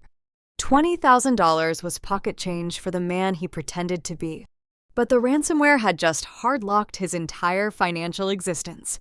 Every debit card in his wallet was tethered to frozen accounts. His cryptocurrency was burned. He was a pauper sitting at a 5-star table, trapped between a relentless hotel manager, a violent shadow syndicate, and an incoming federal raid. He reached a trembling hand toward his suit pocket, grasping for a wallet that held nothing but useless plastic. The general manager stood beside our table with the rigid, unforgiving posture of a man accustomed to dealing with difficult patrons. The wireless payment terminal in his hand caught the ambient light of the crystal chandeliers overhead. Julian fumbled with the leather folds of his expensive wallet. His fingers were slick with cold sweat, his motor skills degrading rapidly under the crushing weight of his panic. He extracted a premium titanium credit card, a status symbol issued only to high-net-worth individuals, and shoved it toward the manager. The manager maintained a sterile, emotionless expression. He accepted the heavy metal card and inserted the chip into the base of the terminal. The machine dialed the merchant gateway, connecting to the primary banking server. The digital loading circle spun on the small screen for 3 agonizing seconds. The jazz band playing near the bar seemed to fade into the background, leaving only the sound of Julian erratic, shallow breathing. A sharp, flat electronic beep cut through the tension. The screen flashed a bright red error code. Declined. Julian swallowed hard, his throat clicking audibly in the quiet space. He reached out, his hand trembling, and pointed at the machine. "Run it again," he ordered, his voice lacking its usual commanding authority. "It is a fraud protection feature. The bank flags large restaurant charges at this hour. Just wipe the chip and run it again." The manager did not argue. He withdrew the card, wiped it against his suit jacket, and reinserted it. The machine processed the request a second time. The same discordant beep echoed over the smooth jazz. The manager tilted the terminal screen so Julian could read the stark red text himself. "Account frozen. Contact issuing institution immediately." Julian tore through the remaining slots in his wallet. He pulled out a dark blue corporate expense card, issued by Apex Financial. He swiped the magnetic strip through the top of the terminal. The machine beeped instantly. Declined. Maya had already revoked his human resources profile and severed his corporate credit lines the moment she walked out of our parents' house. Desperation hijacked his rational thought process. Julian pulled out a third card, a standard checking debit tied to his primary liquid assets. He thrust it into the machine. The terminal processed the request and issued a third, final rejection. Declined. The reverse ransomware payload I deployed in the executive lounge had executed its mission flawlessly. It did not just lock his laptop screen. It actively hunted down his financial credentials, scrambling his passwords, changing his authentication tokens, and triggering emergency fraud alerts across every single banking platform attached to his social security number. He was holding a stack of useless plastic. The disturbance caught the attention of the surrounding patrons. At the adjacent Velvet booth, a prominent local real estate developer stopped swirling his scotch. His wife leaned in, whispering behind her manicured hand. The wealthy elite possess a primal, instinctual aversion to public insolvency. They treat unpaid bills and frozen credit like a highly contagious disease. The elegant atmosphere of the New Year Eve dinner soured rapidly. Hushed murmurs rippled across the dining room. The patrons stared at the sweating man in the charcoal suit. Julian felt the collective weight of their judgment bearing down on him, stripping away his carefully curated facade. "I need another form of payment right now," the manager stated, his tone dropping the polite veneer of hospitality. He took a deliberate step back and signaled to a broad-shouldered security guard, stationed near the elevator bank. "If you cannot settle this $20,000 invoice, I will instruct my security team to detain you, and we will wait for the local authorities to arrive." Julian snapped. The polished exterior of the corporate visionary evaporated, revealing the terrified, cornered coward hiding underneath. He looked across the white linen tablecloth. His eyes darted wildly until they landed on Patricia. My mother had placed her designer leather clutch near her water glass. Julian lunged forward across the table. His sudden, violent movement knocked over a crystal flute, sending expensive vintage champagne spilling across the pristine linen. He grabbed the clutch, his fingers digging into the soft leather. Patricia gasped, pulling her hands back in shock as drops of spilled champagne hit her silk blouse.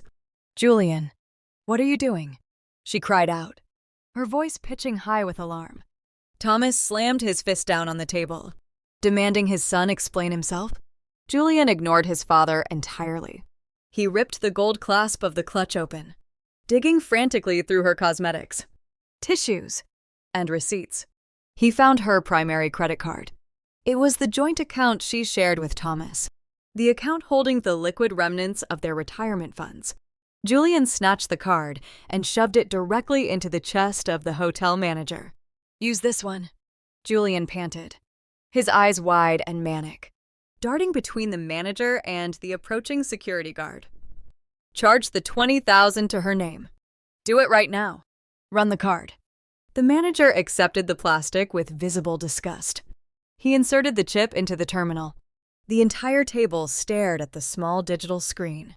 We waited for the authorization chime that would buy Julian a temporary reprieve. The machine processed the request. The red light flashed. The terminal emitted a harsh, final beep. Declined. Guarantor liability. Hold. The Shadow Syndicate had already moved on their collateral. Because Julian forged the signatures of Thomas and Patricia to secure his risky margin loan, the unregulated lenders executed an emergency cross-default protocol. The moment Julian missed his preliminary warning deadline, the syndicate filed a digital lien against every asset tied to my parents' names. Their checking accounts, their savings, and their credit lines were frozen by a predatory debt collection algorithm. My parents were officially destitute, and they were discovering their financial ruin in the middle of a luxury rooftop restaurant. Julian stared at the red text on the terminal. His mind fractured under the pressure. The trap had closed from every conceivable direction. The federal agents were undoubtedly mobilizing to investigate the data breach. The Shadow Syndicate was coming to seize the suburban estate at dawn. The hotel was calling the police to arrest him for theft. He needed a scapegoat. He needed a human shield to absorb the devastating impact of his own greed. He pointed a trembling finger directly at his mother's face. "You did this!" Julian screamed, his voice tearing through the sophisticated quiet of the dining room.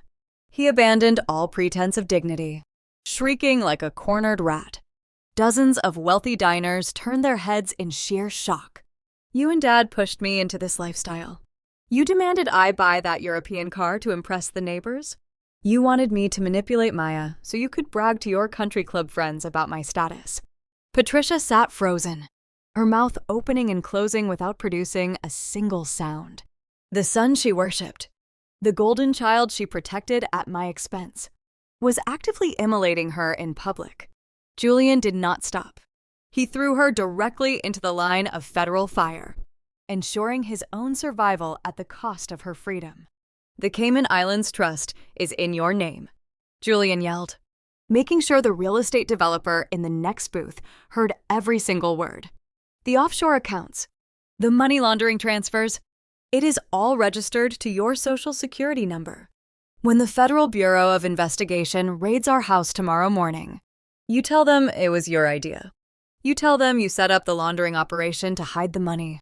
You are the sole beneficiary. Thomas stared at his son.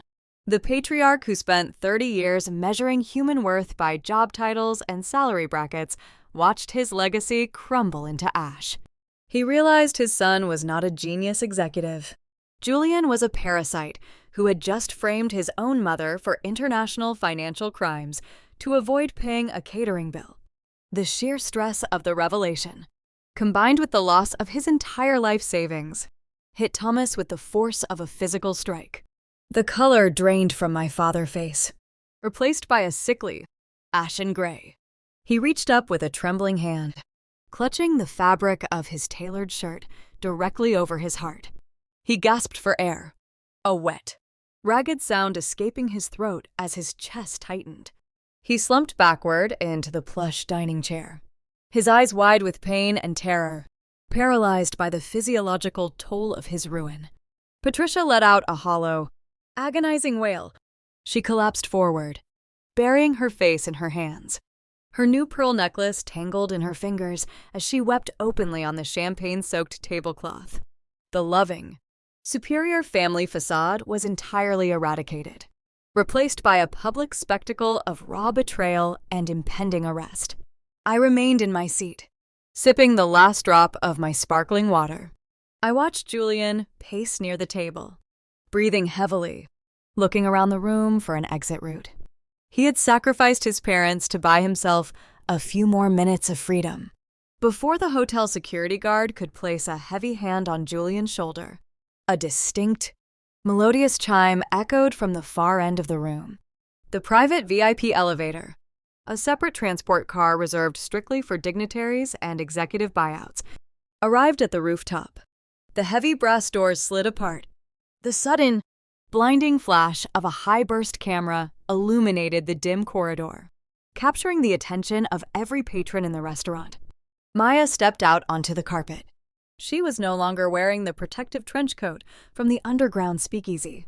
She wore a razor-sharp, tailored midnight blue suit that projected total, unyielding dominance. She did not walk alone. Flanking her left side was the imposing chairman of the Apex Financial Board of Directors, a man whose presence alone could shift stock market valuations. On her right walked three individuals carrying thick leather briefcases, representing the most feared corporate litigation firm in the city. The executioner had arrived to deliver the final verdict. The heavy brass doors of the private elevator slid shut, sealing the fate of the man trembling at our dinner table. Maya walked across the rooftop restaurant with a slow, measured stride that demanded total submission from the room. She wore a tailored midnight blue suit that acted as corporate armor. The ambient chatter of the wealthy diners faded into a tense, suffocating silence. The general manager of the hotel, recognizing the chairman of the Apex Financial Board of Directors walking beside Maya, wisely stepped backward, taking his unpaid invoice and his security guard with him. The elite ecosystem always yields to a higher apex predator. Julian scrambled to his feet. His chair scraped harshly against the hardwood floor. He wiped a hand across his sweating forehead, leaving a dark streak of moisture near his hairline. His survival instincts misfired. Instead of retreating, he attempted to salvage his manufactured narrative. He puffed out his chest, trying to project the image of a courageous whistleblower who was being stalked by a vindictive former employer. He pointed a shaking finger at Maya and raised his voice, ensuring the surrounding tables could hear his performance. He accused her of crossing a legal line. He told the chairman that Maya was unstable, that she was tracking his personal movements, and that invading a private family holiday dinner was proof of her toxic leadership. He claimed this intimidation tactic proved everything he said on the television broadcast was true. Maya did not argue. She did not defend her mental state or respond to his frantic accusations. A commanding general does not debate a foot soldier who is already standing on a landmine. She reached into the leather briefcase held by one of her attorneys. She extracted a dense, heavy dossier bound in dark covers. She raised her arm and slammed the thick stack of papers down onto the center of our table. The heavy thud of the dossier hitting the glass shook the remaining silverware and silenced Julian instantly. The document resting on the champagne-soaked tablecloth was a digital forensic autopsy. Maya spoke, her voice carrying a cold, lethal resonance that echoed across the dining room. She informed Julian that the dossier contained a granular, second-by-second breakdown of his entire digital footprint. She detailed the specific packet captures, the encrypted transmission logs, and the exact origin IP addresses linking his devices to the dark web transaction. She looked at Thomas, who was still clutching his chest in the velvet chair, and stated clearly that the network hosting the stolen corporate data belonged to the suburban estate of his parents. Julian stared at the thick binder. The color drained from his face, leaving his skin a pale, sickly gray. Maya turned her gaze toward the chairman of the board. The older man adjusted his expensive tie, looking at Julian with a mixture of profound disgust and legal calculation. Maya announced to the room that the board of directors had spent the last hour reviewing the forensic audit in a private suite downstairs. She declared that the independent committee verified every single page. The forged liability reports Julian broadcasted on national television were officially classified as an act of corporate sabotage and wire fraud. Every accusation against her leadership was dissolved. The board had already drafted a press release retracting their previous statement, and the after-hours trading market was currently stabilizing the Apex Financial stock price. She had won the public relations war before the new year even began. But Maya did not come to the Rooftop restaurant just to clear her name. She came to execute a financial slaughter. Julian took a step backward, his legs shaking so badly he had to grip the edge of the table to remain standing. He stammered, offering a pathetic compromise. He told Maya that since she intercepted the data transfer, no real harm was done. He promised to sign a non-disclosure agreement and walk away quietly if she agreed to drop the criminal charges. He thought they were still negotiating. He lacked the intellect to understand that the negotiation ended the moment he went on television. Maya stepped aside, allowing the lead corporate litigator to step forward. The attorney was a tall, imposing figure with silver hair and a demeanor as warm as dry ice. He opened a thin black folder, bypassing the forensic audit entirely. He pulled out a single document bearing Julian's signature. It was the executive employment contract Julian signed when he accepted the vice president of sales position. The lawyer spoke with a sterile, mechanical precision. He informed Julian that corporate espionage was indeed a criminal matter for the federal authorities, but Apex Financial was currently executing their civil remedies. He directed Julian attention to a specific paragraph buried deep within the legal boilerplate of his contract. When Julian accepted the lucrative job, he was blinded by the signing bonus and the prestigious title. He never bothered to read the fine print. He never hired outside counsel to review the stipulations. He just signed the dotted line, eager to update his social media profiles. The lawyer read the provision aloud. It was a fiduciary reputational damage clause. The language was airtight and ruthless. It stipulated that if an executive engaged in malicious public defamation, forged internal financial documents, or caused a deliberate, tangible loss of market capitalization through fraudulent public statements, the company possessed the unilateral right to seize their assets for immediate compensation. Julian watched the lawyer lips move, his brain struggling to process the legal jargon. He asked what the clause meant in plain terms. Maya answered him. She leaned over the table, placing her hands flat on the glass, bringing her face inches from his sweating forehead. "It means we are taking everything," she stated, her voice dropping to a chilling whisper. The litigator confirmed her statement. He outlined the immediate financial execution. To compensate for the billions of dollars in market valuation that Apex Financial lost during the televised smear campaign, the company was officially revoking his unvested preferred stock options. They were clawing back his signing bonus. They were seizing his executive pension contributions and canceling his severance package. The punishment did not end there. The lawyer explained that the value of his seized corporate benefits covered only a fraction of the total damages. According to the contract he signed, Julian was personally liable for the remaining deficit. He was officially slapped with a multi-million-dollar corporate judgment.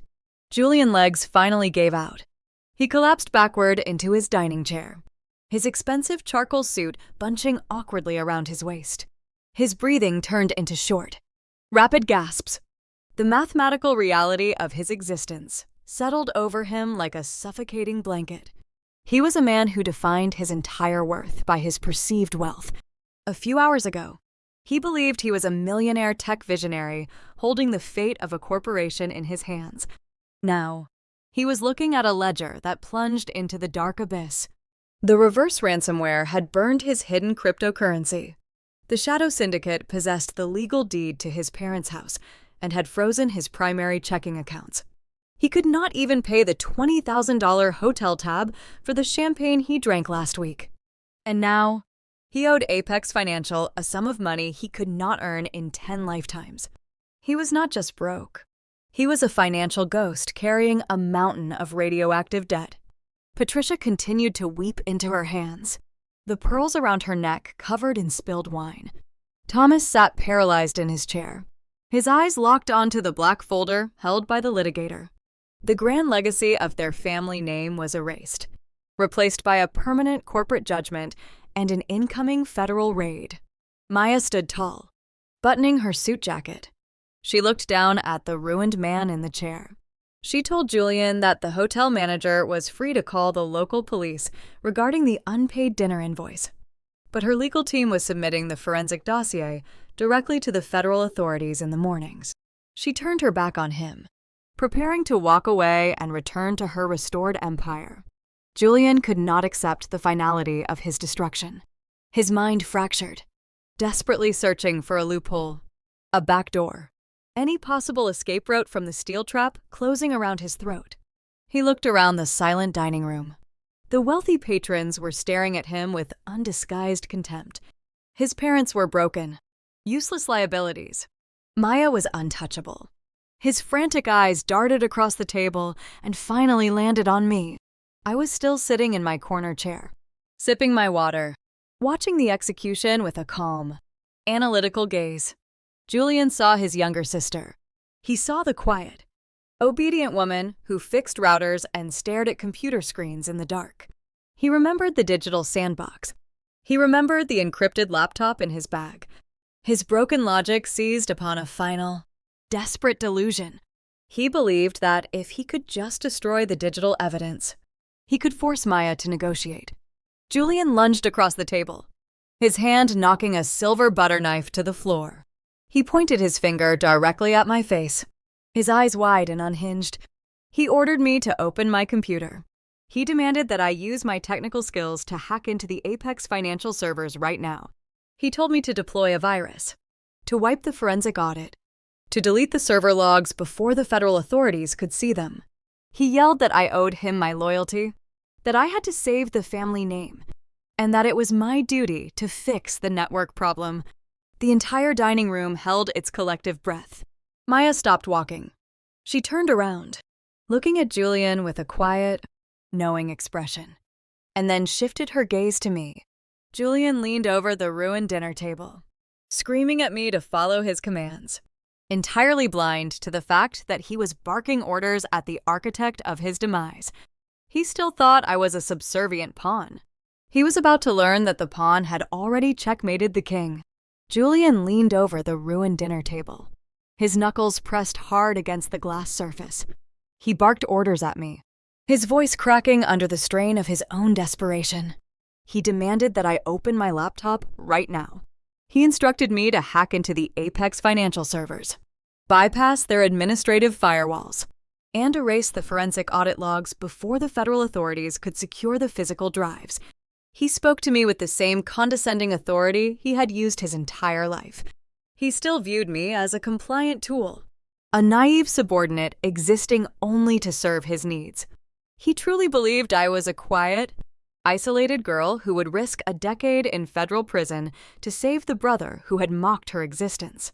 I did not reach for my heavy leather tote bag.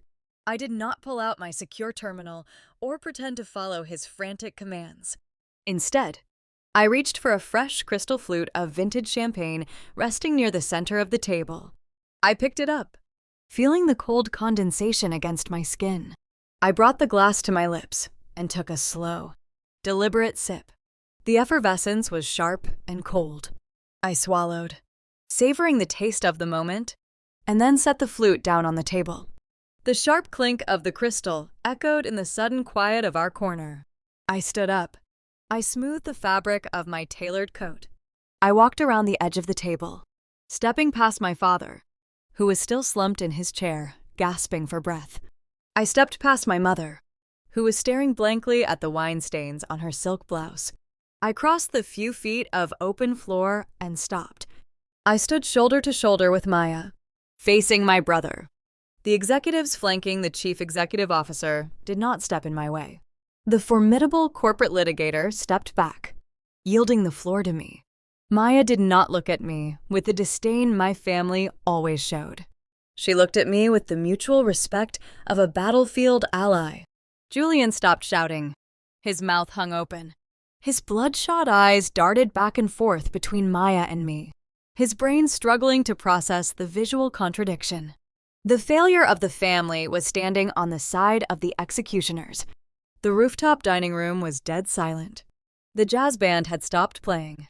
The wealthy patrons sitting in the velvet booths leaned forward, holding their breath, watching the final act of this psychological dismantling.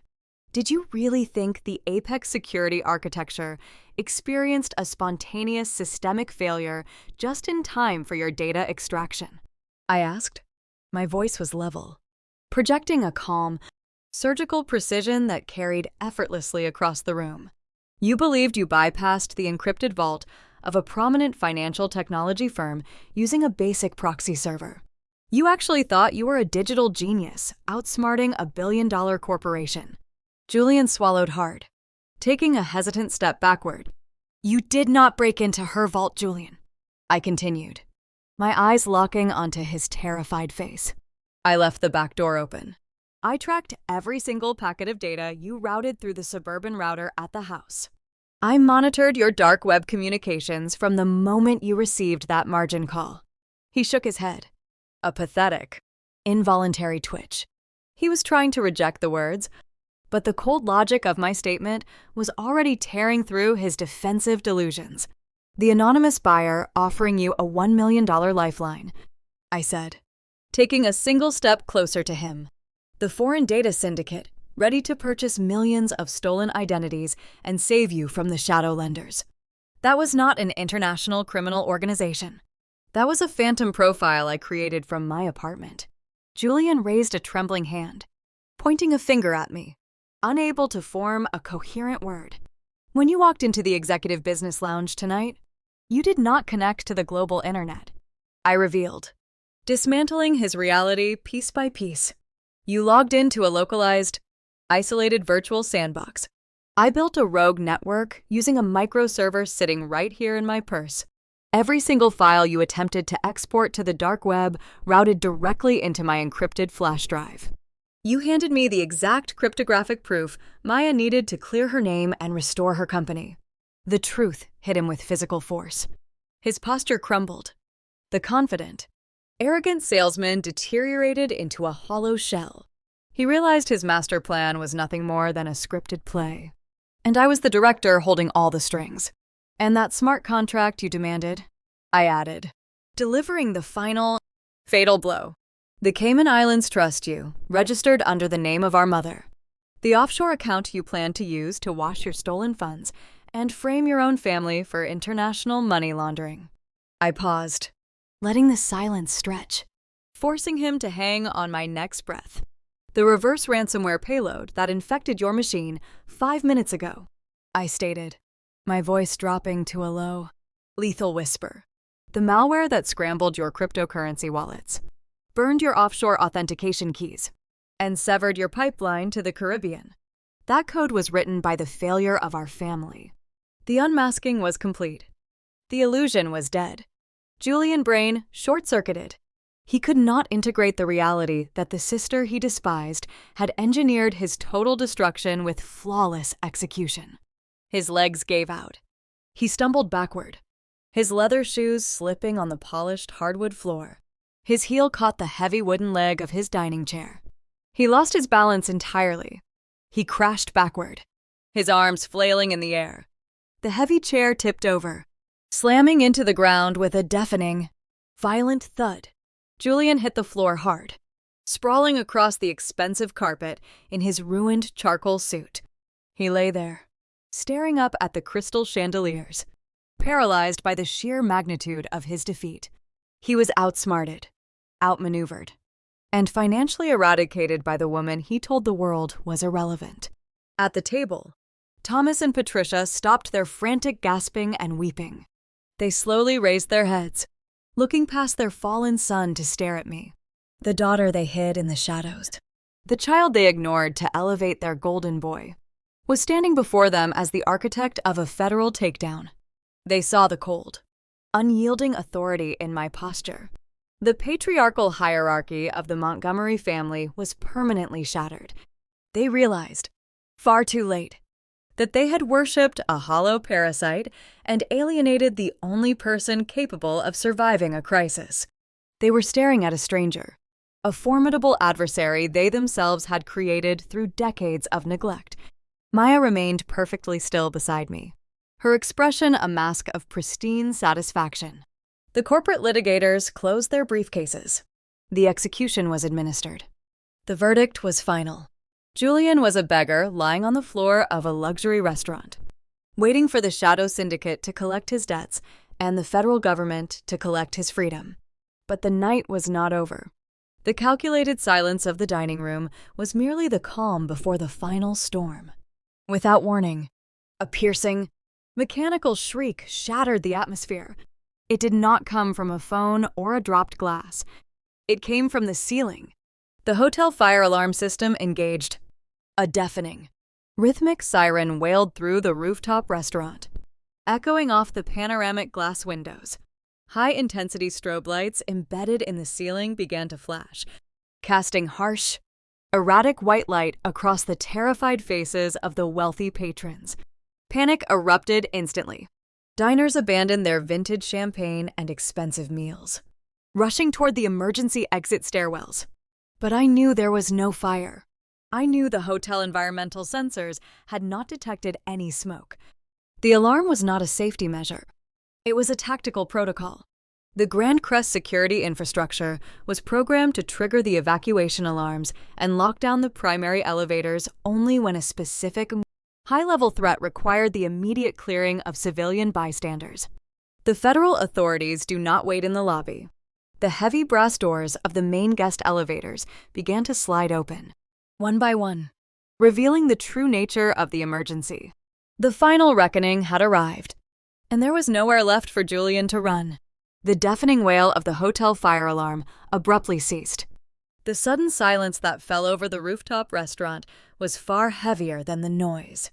The acoustic paneling absorbed the lingering echoes of the siren, leaving only the frantic, erratic pulsing of the white strobe lights embedded in the ceiling. The wealthy patrons who had rushed toward the emergency exits stopped in their tracks. They hovered near the stairwells, their expensive evening wear bathed in the harsh, flashing glare. The illusion of a physical fire dissipated, replaced by the terrifying realization that a much more precise and targeted emergency was unfolding in their exclusive sanctuary. The heavy brass doors of the primary guest elevators slid open with a smooth mechanical hum. The individuals stepping onto the polished hardwood floor were not local firefighters responding to a triggered smoke detector. They did not wear heavy protective gear or carry oxygen tanks. They moved with a synchronized, predatory grace that commanded instant obedience. 3 men and 1 woman strode out of the elevator bank. They wore dark tactical windbreakers over crisp dress shirts. The bold yellow letters printed across their shoulders spelled out the acronym of the Federal Bureau of Investigation. In the elite echelons of the financial district, the arrival of federal agents is a catastrophic event. It is a contagion that wealthy investors avoid at all costs. The local real estate developers and corporate executives standing near the bar immediately averted their eyes. They stepped backward, pressing themselves against the panoramic glass windows, desperate to clear a path and distance their own reputations from the incoming law enforcement raid. The federal agents did not glance at the frightened billionaires or the abandoned plates of caviar. They possessed a singular, unwavering focus. They bypassed the host stand, walking in a tight, disciplined formation directly toward the corner table where the Montgomery family was currently disintegrating. Maya stood her ground beside me. She signaled her corporate litigators to step back, offering the federal authorities an unobstructed perimeter. We had orchestrated the trap, and now we were stepping aside to let the justice system execute the final maneuver. Julian was still sprawling on the floor, his legs tangled in the legs of his overturned dining chair. The flashing strobe lights illuminated the stark terror etched into his pale face. He watched the dark windbreakers approach, his chest heaving as he struggled to pull oxygen into his lungs. He raised his hands in a frantic, trembling gesture of surrender. His mind, broken by the cascading failures of the night, anticipated immediate physical violence. He expected the agents to tackle him to the floor, force his face into the carpet, and bind his wrists in steel cuffs. But white-collar criminal takedowns are rarely physical. They are bureaucratic, methodical, and chillingly precise. The lead agent stopped 2 feet away from my brother. He was a tall man with a stern, weathered face and eyes that held no capacity for pity. He looked down at the ruined corporate executive, shivering in the charcoal suit. The agent did not draw a weapon. He reached inside the inner pocket of his windbreaker and extracted a thick brown envelope. He tossed the manila envelope downward. It struck Julian squarely in the chest and slid off his jacket, landing on the floor next to his trembling hand. Julian Montgomery, the lead agent stated, his voice a low baritone that cut cleanly through the tension of the dining room. You are hereby served with a federal subpoena. Julian stared at the brown envelope as if it were a live explosive device. He opened his mouth, stammering a weak defense, trying to claim he was the victim of a corporate setup. The agent ignored his pathetic protest. Federal investigators do not debate suspects in public venues. The agent outlined the specific parameters of the trap I had sprung.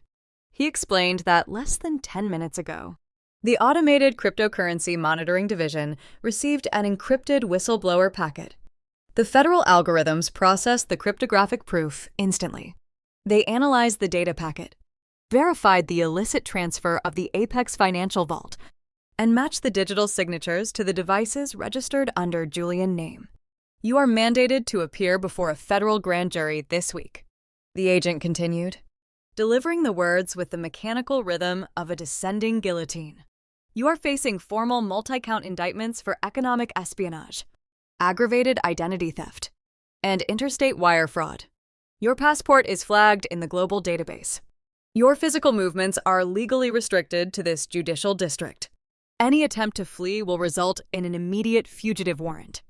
The weight of the legal mandate crushed whatever remaining defiance Julian possessed. He curled his fingers around the edge of the brown envelope, realizing his pristine, luxurious life was over. He was no longer a wealthy tech visionary driving European sports cars. He was a federal target, stripped of his corporate titles, drained of his finances, and bound for a sterile courtroom where his arrogant charm would hold zero currency. But the federal execution was only half complete. Julian was not the only person at the table who had enabled this disaster. A second agent, a woman with sharp features and a clipboard tucked under her arm, stepped around the fallen chair. She did not look at Julian. She focused her attention entirely on the velvet booth where my parents were sitting. Thomas and Patricia were frozen in a state of catatonic shock. They watched their golden son receive a federal subpoena, believing their role in this nightmare was merely as horrified spectators. They assumed their parental status granted them immunity from the fallout. They were tragically mistaken. The female agent stopped in front of the champagne-soaked tablecloth. She looked directly at my father. "Are you Thomas and Patricia Montgomery?" she asked, though her tone indicated she already knew the answer. Thomas swallowed hard, his hand still clutching his chest. "Yes," he whispered, his voice weak and fractured. "But we have nothing to do with his business. We do not understand the technology. We are just his parents. Ignorance is not a valid defense in the eyes of the federal government." The agent pulled a red-bordered folder from her clipboard.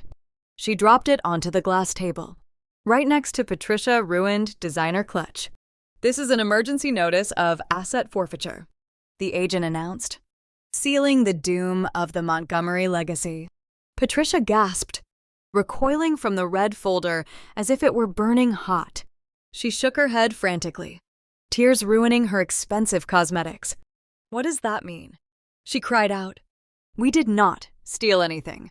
The agent maintained a cold, professional detachment. She explained the lethal consequences of Julian's sloppy digital hygiene. She detailed how the origin IP address for the dark web data transfer was hard-coded to their residential internet router. Furthermore, she cited the fraudulent shadow syndicate loan Julian used to leverage their sprawling suburban estate, because your primary residence was utilized as a hosting node to facilitate a severe breach of national data security. The property is now classified as an active instrument of cybercrime, the agent stated, outlining the brutal reality of federal conspiracy laws. As of midnight, your estate is sealed. Federal marshals have already placed padlocks on your front doors. Your property is seized pending a full forensic audit. Thomas let out a hollow groan, sinking lower into the velvet booth. The grand colonial home he used to measure his superiority over his neighbors was gone. The fortress of privilege he guarded so fiercely had been conquered by his own son. The devastation extended beyond the real estate. The agent delivered the final, crippling blow. She informed them that due to the complex web of forged signatures and the attempted establishment of a Cayman Islands money laundering trust, the government had initiated a global freeze on their identities. Every retirement account, every stock portfolio, and every mutual fund bearing their names was locked down to prevent the dissipation of illicit funds. "You cannot return to your house tonight," the agent concluded, her words stripping away the last shreds of their elite existence. "You cannot access your banking institutions. You are instructed to retain legal counsel immediately and present yourselves at the federal building tomorrow morning for preliminary questioning regarding your involvement in this conspiracy." The federal agents stepped back, their mission accomplished. They did not need to place anyone in handcuffs tonight. The financial and legal restraints they just applied were far tighter than any steel chains. The wealthy diners watching from the periphery began to turn away, resuming their hushed conversations, eager to distance themselves from the radioactive family. Maya offered me a brief, respectful nod before turning her back on the wreckage. She walked toward the elevator with her legal team, her empire secure, her reputation restored. I stood alone, near the corner table. The flashing strobe lights finally ceased, returning the Rooftop restaurant to its dim, ambient amber glow. I looked down at the three people who had spent my entire life telling me I was a failure. Julian remained on the floor, clutching the federal subpoena to his chest, weeping silently. Thomas stared at the red forfeiture folder, his breathing shallow, his face buried in his hands. Patricia sat shivering in her wine-stained silk blouse, her designer pearls offering no comfort against the crushing weight of her sudden poverty. They had spent decades worshiping a fraudulent image of success. They sacrificed my well-being, dismissed my intellect, and tolerated emotional abuse just to maintain their toxic social standing. Now, the illusion was obliterated. They had zero assets, zero shelter, and zero power. Patricia slowly lifted her head. Her mascara was smeared down her cheeks, her eyes wide with a raw, unfamiliar terror. She looked past the federal agents. She looked past her ruined son, her desperate gaze locked onto me. The only person in the room who possessed the capital, the intellect, and the freedom to save them from the dark abyss they had just fallen into. The federal agents took a synchronized step backward, their heavy tactical boots shifting against the polished hardwood floor. They did not leave the dining room. They established a quiet, imposing perimeter near the elevator bank, their presence serving as a lethal reminder that the grace period for compliance was rapidly expiring. The red asset forfeiture folder lay on the glass table, a vibrant stain against the spilled champagne and ruined dinner plates. Thomas and Patricia stared at the official seal stamped across the cover. The reality of their new existence began to penetrate their profound state of shock. For 3 decades, my parents constructed their identities around the perception of elite wealth. They hosted lavish charity galas, maintained exclusive country club memberships, and drove imported vehicles they could barely afford. They funded this illusion by leveraging their assets to the breaking point, always trusting that their golden son would eventually secure a massive corporate windfall to keep their fragile ecosystem afloat. Now, that ecosystem was eradicated. The federal government had seized their grand suburban estate. Their bank accounts were frozen. They possessed no liquid cash to book a hotel room, no credit to rent a car, and no collateral to secure a loan. They were facing imminent homelessness, coupled with the terrifying prospect of a federal indictment for international money laundering. Patricia looked down at her hands. The diamond rings sparkling on her fingers were no longer symbols of status. They were potential evidence in a cybercrime investigation. She looked at Julian, who remained crumpled on the floor, weeping into the carpet, entirely incapable of offering a solution. The matriarch who had spent the entire evening looking down on my career suddenly realized her golden child was a terminal liability. Panic, raw and unfiltered, hijacked her nervous system. Patricia scrambled out of the velvet booth. Her expensive designer heels slipped on the champagne-soaked floor, causing her to stumble forward. She abandoned all pretense of high society etiquette. She did not care that the prominent real estate developer in the next booth was watching her with morbid fascination. She crossed the short distance separating us and threw herself toward me. She reached out with trembling hands, her fingers grasping the sleeves of my tailored coat. Her grip was desperate, her nails digging into the heavy wool fabric. She looked up at me, her face a ruined canvas of smeared cosmetics and unfiltered terror. "Claire, you have to fix this," Patricia cried, her voice cracking into a shrill, hysterical pitch that echoed across the quiet restaurant. "You know Maya. You built the security system. You have to talk to her right now.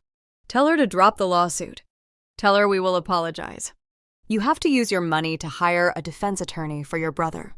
Thomas pulled himself out of the booth, his movements slow and agonizing. His skin retained a sickly gray hue, his breath whistling through his teeth.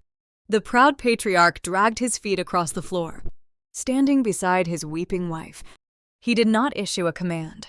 He offered a pathetic, broken plea.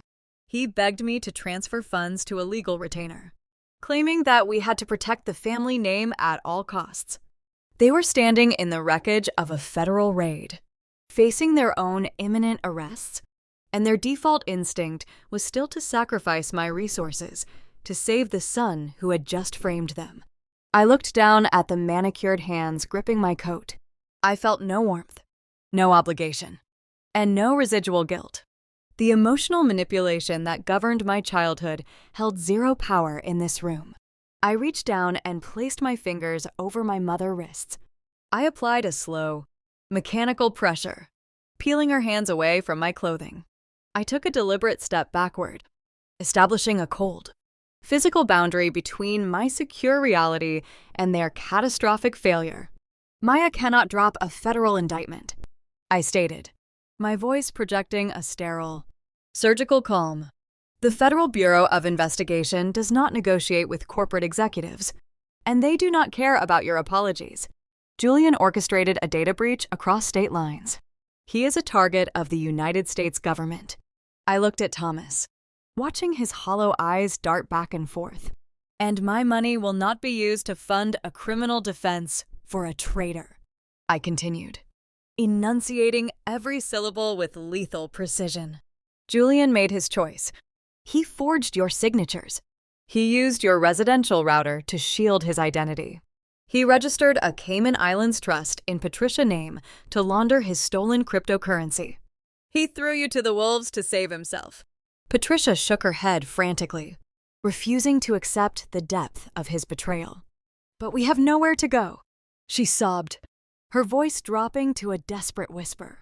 The agents locked the house. The cards are frozen. We have nothing left, Claire. You cannot leave us here. I did not come to this dinner unprepared. I knew the deployment of the reverse ransomware would trigger a cascading financial collapse. I knew the Shadow Syndicate and the federal authorities would simultaneously converge on their assets. I anticipated their desperation. I reached into my heavy leather tote bag and bypassed the encrypted microserver. I extracted a crisp, thick manila folder and held it out in the dim light of the dining room. I did not offer them a comforting embrace. I offered them a lifeline constructed of unyielding steel. If you want to avoid wearing federal handcuffs tomorrow morning, you will listen to my exact instructions, I declared. Patricia stopped crying. Thomas straightened his posture, hanging on to my words as if I were holding an oxygen mask. I opened the folder and extracted a dense legal document bound with a silver clip. It was not a checkbook or a temporary loan agreement. It was an irrevocable asset transfer and a comprehensive durable power of attorney contract. You are currently prime suspects in an international money laundering conspiracy, I explained, presenting the document to my parents. The only way to prove you are victims of identity theft, rather than active co-conspirators, is to demonstrate total financial transparency. You need a forensic conservator to untangle your remaining clean assets from Julian toxic debt. I placed the contract on the edge of the glass table, right next to the red federal forfeiture notice. I withdrew a heavy silver fountain pen from my coat pocket and set it on top of the paper. If you sign this document, I said, outlining the brutal terms of their surrender, you legally transfer full executive control of your lives to me. Every remaining retirement account, every physical asset not yet seized by the syndicate, and every legal decision regarding your estate will be placed into an independent trust that I exclusively manage. I will retain a federal defense attorney for you. Not for him. I will cooperate with the authorities to prove Julian forged your signatures. Patricia stared at the legal text, her eyes scanning the dense paragraphs. The realization of what I was demanding hit her with devastating force. You want to take everything, she whispered, looking at me with a mixture of horror and sudden clarity. I am building a firewall to keep you out of a penitentiary. I corrected her, my tone devoid of sympathy. But protection requires total submission. From this moment forward, I dictate your finances. There will be no country club memberships. There will be no luxury car leases. You will live in a modest apartment chosen by me. You will receive a strict monthly allowance for groceries and utilities. I paused, letting my gaze drift down to Julian, who was watching the exchange from the floor, his eyes wide with rising panic. And most importantly, I delivered the final, non-negotiable ultimatum. Not a single penny of the trust will ever be routed to him. You will not fund his commissary account. You will not pay for his appeals. You will legally disown his financial existence. If you attempt to funnel money to him, the trust dissolves, and I will hand your files directly back to the prosecution. The silence in the room became profound. Patricia looked at the silver fountain pen resting on the contract. Signing that paper meant the psychological death of her socialite persona. It meant relinquishing the patriarchal authority Thomas had wielded like a weapon for decades. It meant accepting that they were dependents, living under the strict rule of the daughter they had relentlessly marginalized. Julian pushed himself up onto his elbows. His custom suit was wrinkled and covered in dust from the floor. Mom, do not sign it, he pleaded, his voice a pathetic, broken rasp. She is trying to steal your independence. We can fight this. I can call my contacts. We can hire our own lawyers. Patricia looked down at her golden son. She saw the sweat ruining his collar. She saw the terror in his eyes. For 30 years, she had given him everything he asked for. She had funded his arrogance, covered his mistakes, and validated his worst instincts. She listened to his hollow promise of calling his contacts, knowing full well he had just tried to frame her for a federal felony. She shifted her gaze away from Julian and looked toward the elevator bank. The federal agents were still standing there, their dark windbreakers blending into the shadows, their eyes watching the exchange with cold, calculating patience. The threat of a concrete cell and a steel toilet outweighed her maternal loyalty. Self-preservation finally eclipsed her delusion. Patricia reached out with a trembling hand. Her fingers brushed against the cold metal of the fountain pen. She picked it up. She did not look at Julian again. She bent over the glass table, her tears splashing onto the pristine white paper, and signed her name on the dotted line. Thomas did not hesitate. His pride was entirely broken. He took the pen from his weeping wife and scrawled his signature next to hers, surrendering his legacy in a matter of seconds. I picked up the contract, verifying the signatures, and slid the document back into the manila folder. The transfer of power was absolute. I owned their financial identity. Julian was officially isolated, cut off from the final remaining source of capital he thought he could manipulate. "Mom," Julian whispered, his voice cracking, entirely unable to process the magnitude of his abandonment. Patricia turned her back to him, staring blankly out the panoramic window at the dark city skyline. She offered no comfort and no apology. I placed the folder into my leather tote bag and zipped it shut. The federal agents near the elevator gave a brief nod, acknowledging that the secondary targets were now legally secured under my conservatorship. The board was cleared. The corporate judgment was filed. The federal subpoena was served. The familial firewall was erected. As I prepared to walk away and leave my brother to his fate, a sharp, dissonant sound pierced the heavy silence of our corner. It was a generic, synthetic ringtone. It did not come from my phone, nor did it come from the devices belonging to my parents. The sound emanated from the pocket of Julian's ruined charcoal suit jacket. The reverse ransomware had bricked his encrypted laptop and frozen his digital banking applications, but it could not disable the incoming cellular network of a standard mobile device. Julian flinched as the phone vibrated against his chest. He pulled the device out with shaking fingers. The screen illuminated, casting a pale glow across his terrified face. The caller identification did not display a name or a known number. The screen simply read, "Unknown caller." It was not the federal government. Law enforcement agents do not call a suspect when they are already standing in the same room. It was not Maya, and it was not a concerned friend. The midnight deadline for the margin call had officially expired. The $300,000 was missing. The unregulated shadow syndicate, the ruthless individuals who held the forged deed to the seized suburban estate, were calling to collect their debt, and they did not use subpoenas to enforce their contracts. The vibration of the device against his chest was a death knell. Julian stared at the glowing screen of his mobile phone. The stark text displaying an unknown caller cast a pale, sickly light over his terrified features. He knew exactly who was on the other end of the line. The midnight deadline for his margin call had passed. The $300,000 deficit remained unpaid. Ignoring a call from a commercial banking institution results in a late fee. Ignoring a call from an unregulated shadow syndicate results in a physical extraction team showing up at your front door. Julian swiped the green icon with a trembling thumb. His motor skills were deteriorating so rapidly that he accidentally engaged the external speaker setting. He brought the device up to his ear, but the volume was loud enough to project the audio into the quiet, stagnant air of our corner table.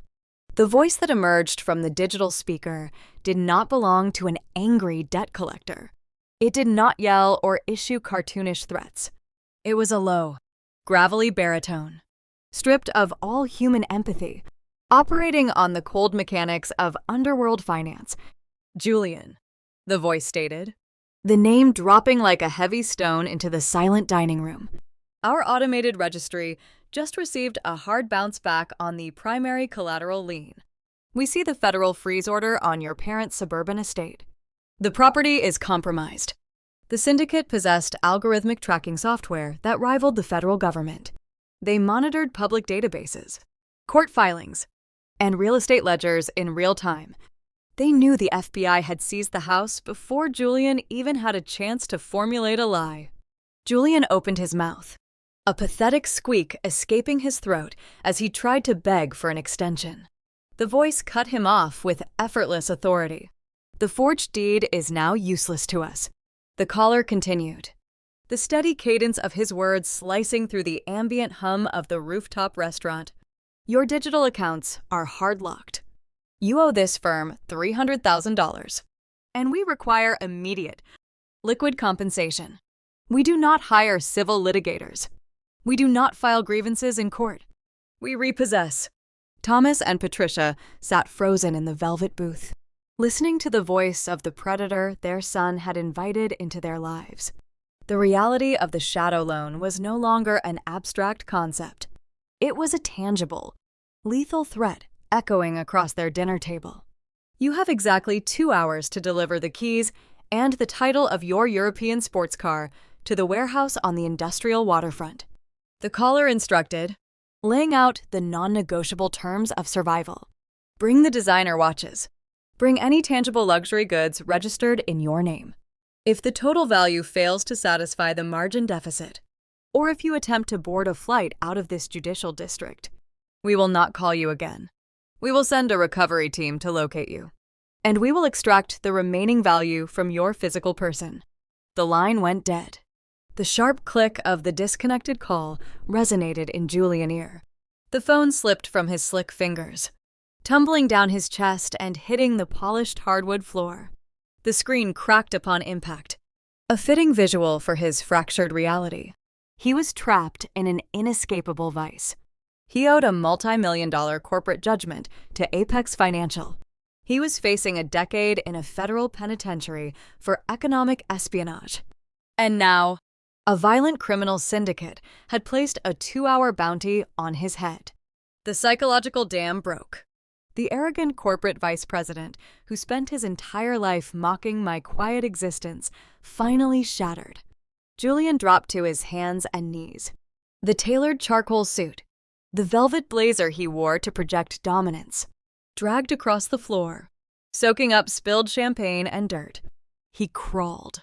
He abandoned every shred of his curated dignity and scrambled across the carpet like a terrified animal seeking shelter. He did not crawl toward his parents. They were bankrupt and powerless. He did not crawl toward me. I had just engineered his destruction. He crawled directly toward the elevator bank, targeting the dark windbreakers of the federal agents. He reached the lead investigator. Julian threw his arms forward, his hands grasping the fabric of the agent tactical trousers. He wept openly, tears streaming down his face, his chest heaving with loud, agonizing sobs. You have to arrest me, Julian wailed, his voice a broken, desperate shriek that caused the remaining wealthy patrons to recoil in disgust. You have to put me in handcuffs right now. Take me to the holding facility. Do not leave me out here. They are going to kill me. You heard the phone call. They are sending a team to break my legs. He was begging for a steel cage. He viewed the sterile, concrete walls of a federal prison as a sanctuary compared to the violent retribution of the Shadow Syndicate. He confessed openly to the fraudulent loan, volunteering every detail of his illicit dealings in a frantic bid to secure protective custody. The lead FBI agent looked down at the weeping man clinging to his leg. He did not reach for his handcuffs. He did not offer a reassuring hand or promise a safe extraction. The agent stepped backward, peeling Julian's fingers off his trousers with a look of profound bureaucratic disdain. Stand up, Mr. Montgomery, the agent ordered, his voice echoing with the cold, unyielding boundaries of federal jurisdiction. Julian remained on his knees, holding his hands up in a posture of total surrender. Please, he begged, the saliva gathering at the corners of his mouth. I will tell you everything about the data breach. Just take me with you. We are the cyber division of the Federal Bureau of Investigation, the agent stated, maintaining his sterile distance. Our mandate is economic espionage, interstate wire fraud, and digital identity theft. We build complex financial cases. We are not a personal protective detail. We do not provide armed escorts for citizens who borrow money from loan sharks. But they are coming for me, Julian screamed, his voice cracking. Then I suggest you dial 911 and request a municipal patrol unit. The agent replied, his tone devoid of any sympathy. You have been served with a federal subpoena. You are mandated to appear in court on Tuesday. Your physical safety prior to that appearance is a local law enforcement matter. The agent turned his back on the ruined executive. He signaled to his team. The 4 federal investigators stepped into the VIP elevator. The heavy brass doors slid shut, sealing the federal shield away from Julian, leaving him entirely exposed to the elements of his own catastrophe. Julian knelt on the hardwood floor of the luxury restaurant.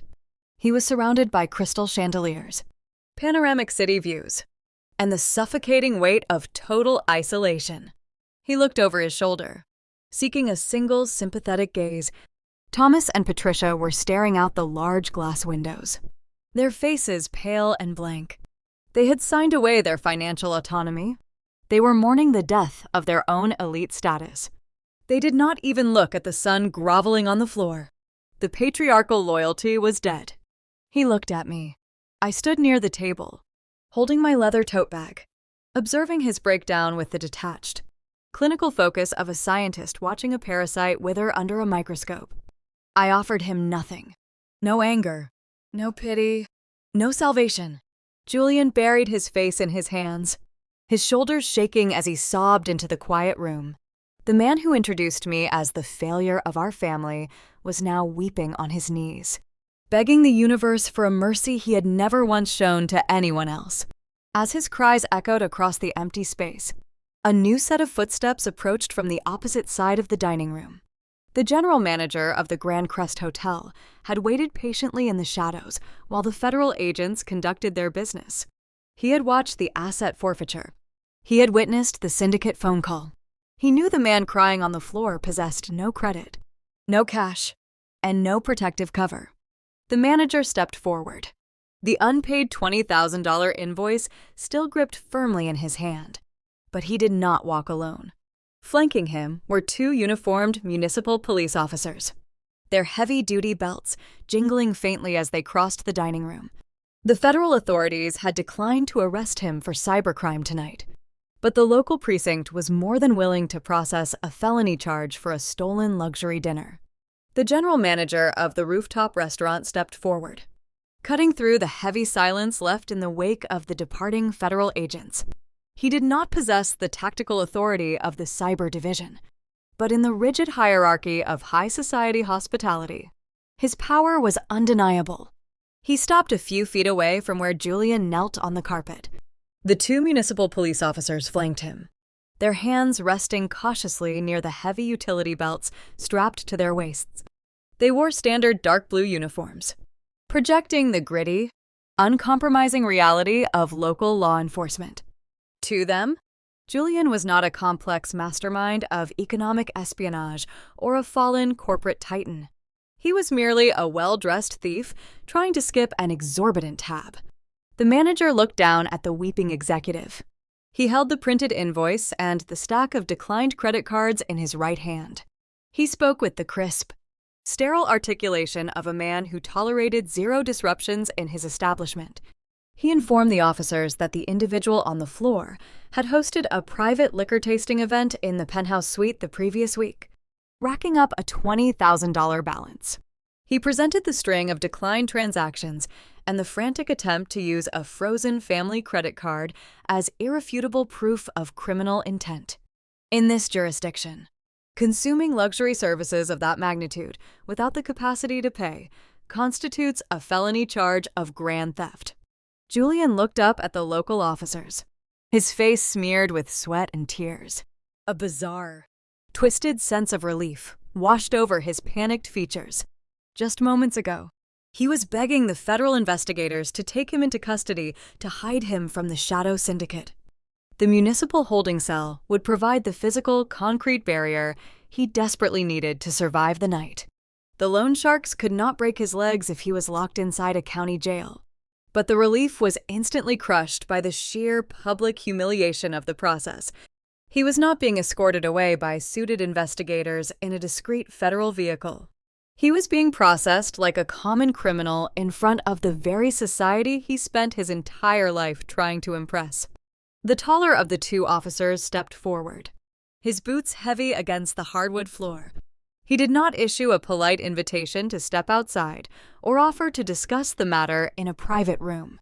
He reached down and grabbed Julian by the bicep.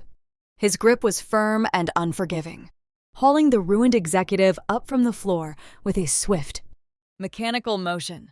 Julian stumbled, his expensive leather shoes slipping on the champagne-soaked wood. He offered no physical resistance, his body entirely depleted of energy and defiance. The officer twisted Julian's arms behind his back, pressing his wrists together. The sharp, metallic click of stainless steel ratcheting over bone echoed through the dining room. The heavy handcuffs bit deeply into his skin, pinning the cuffs of his tailored charcoal suit jacket. The cold weight of the steel locked around his wrists served as the final, undeniable anchor to his new reality. The illusion of his boundless tech empire evaporated into the conditioned air. They marched him across the Rooftop restaurant. It was a brutal, agonizing procession. The wealthy patrons, who had previously cowered against the glass windows during the federal raid, now leaned forward in their velvet booths. Their eyes were wide with predatory curiosity. They watched the former vice president of sales paraded past their tables in criminal restraints. The elite ecosystem possesses no memory for past achievements, only a ruthless appetite for a dramatic downfall. Men who had toasted his success a week ago now stared at him with undisguised contempt. Women covered their mouths, whispering harsh judgments as he passed. Julian kept his head bowed, his chin resting heavily against his chest. He could not look at the faces of his peers. He dragged his feet, the sound of his scuffing shoes blending with the ambient noise of the room. The jazz band near the bar tentatively resumed a low, melancholic tune, providing a mocking, elegant soundtrack to his exit. The officers guided him through the heavy brass doors of the public elevator. Pushing him inside the steel carriage, the doors slid shut, sealing him away from the luxury world he would never enter again. I remained standing near the corner table, watching the elevator display panel track his descent to the ground floor. The frantic energy of the confrontation slowly bled out of the room, replaced by a cold, settling quiet. I looked down at the velvet booth where my parents remained seated. Thomas and Patricia sat in the exact same positions, frozen like statues in a museum of ancient history. They were profoundly numb, paralyzed by the speed and severity of the execution. The red federal forfeiture notice rested on the glass table, a stark, glaring reminder that their sprawling colonial home was now a locked crime scene. Beside it lay the thick manila folder containing the irrevocable trust agreement they had just signed in tears. They stared at the legal document that now dictated their entire existence. The patriarchal dominance Thomas had wielded for 3 decades was gone, shattered by a single signature. The aristocratic superiority Patricia used to belittle my career and elevate my brother was erased. They were no longer the proud architects of a wealthy suburban dynasty. They were financial dependents. They were wards of the daughter they had marginalized and ignored. Their future was permanently rewritten. They would not return to a sprawling estate with manicured lawns and a heated pool. They would move into a modest, functional apartment chosen by me. They would learn to read price tags at discount grocery stores. They would spend their twilight years living on a strict, unyielding budget, subjected to the cold, precise supervision of a cyber forensic expert. The grand legacy of the Montgomery family was reduced to a few sheets of paper inside my leather tote bag. They sat in the dim, amber light, mourning the death of their egos in profound, unbroken silence. I turned my gaze away from the wreckage of my family and looked toward the private VIP exit on the far side of the dining room. Maya had not taken the private elevator down with her legal team. The chief executive officer lingered in the shadows near the mahogany bar, watching the final sequence unfold from a safe distance. She saw the local police drag her treacherous former employee away in steel chains. She saw the toxic family unit neutralized and stripped of their leverage. She witnessed the flawless execution of the trap we designed in the underground speakeasy. A waiter walked past her, carrying a silver tray loaded with fresh champagne flutes. Maya reached out and picked up a tall crystal glass. She did not walk back over to my table. She did not need to offer any vocal praise, hollow congratulations, or performative gratitude. She stood tall in her midnight blue suit, her posture radiating undisputed victory. Maya caught my eye across the crowded room. She raised the crystal flute in a slow, deliberate salute. Her dark eyes reflected a deep, silent respect for the tactical slaughter I had just engineered. We were two apex predators who had successfully defended our territory against a parasite. I offered a slight, acknowledging nod in return. Maya brought the glass to her lips, took a measured sip of the vintage champagne, and turned toward the exit. She pushed the heavy brass doors open and walked out into the night, her reputation cleared and her financial empire secure. The New Year Eve dinner concluded in a perfect, clinical purge. There was no physical violence required to dismantle my enemies. No voices needed to be raised in anger, and no weapons needed to be drawn. The modern battlefield is not governed by brute force. It is governed by data, leveraged debt, and the unforgiving architecture of the law. I stood in the warm, ambient light of the luxury restaurant, listening to the muffled sounds of the city celebrating the approaching midnight hour. The arrogant men who tried to conquer the world through fraud and manipulation were either locked in steel cages or fleeing from violent shadow syndicates. The toxic enablers who worshipped false idols were trapped in a prison of their own poverty. I picked up my heavy leather tote bag, feeling the solid weight of the encrypted server inside, and prepared to step into the new year entirely unreachable by the people who once tried to destroy me. 6 months have passed since the flashing lights of the municipal police cruisers reflected off the glass facade of the Grand Crest Hotel. The bitter December frost has melted away, replaced by the relentless, humid heat of a Chicago summer. I stand on the private balcony of my corner office, 40 stories above the financial district. The thick pane of reinforced glass separates me from the roaring wind of the city, offering an unobstructed view of the sprawling urban grid below. I am no longer operating out of a small apartment or sitting in the shadowy corners of suburban dining rooms. The stock price of Apex Financial did not just stabilize after the new year, it skyrocketed. The board of directors realized that a firm capable of catching and dismantling a sophisticated internal data breach in real time was a fortress. Institutional investors poured capital back into the company, rewarding Maya for her decisive leadership and ruthless efficiency. She did not forget the architect of her survival. 2 weeks after the rooftop dinner, Maya walked into my apartment, handed me a pen, and offered me a position that shifted the trajectory of my entire career. I am now the Global Chief Information Security Officer for Apex Financial. I command an entire floor of this towering skyscraper, overseeing a legion of engineers, forensic analysts, and network architects. I build the digital walls that protect billions of dollars in global assets. The executives who once viewed my brother as a rising star now sit in my boardroom, waiting for my authorization before launching any new initiative. The view from this balcony stretches for miles, but it cannot reach the concrete perimeter of the Federal Detention Center located 3 hours south of the city limits. Julian is currently confined within those high-security walls. He is not wearing a tailored velvet blazer or checking a heavy designer watch. He wears a standard issue, faded orange jumpsuit. He sleeps on a thin mattress, resting on a cold steel slab. His days of maneuvering through VIP lounges and ordering vintage champagne are permanently over, replaced by the rigid, monotonous schedule of the federal penal system. The local grand theft charge kept him behind bars, just long enough for the cyber division to secure their grand jury indictments. The digital forensic dossier I compiled was an airtight vault. When his court-appointed public defender reviewed the packet captures, the hard-coded IP addresses, and the encrypted logs from the Dark Web Sandbox, he did not even attempt to draft a defense strategy.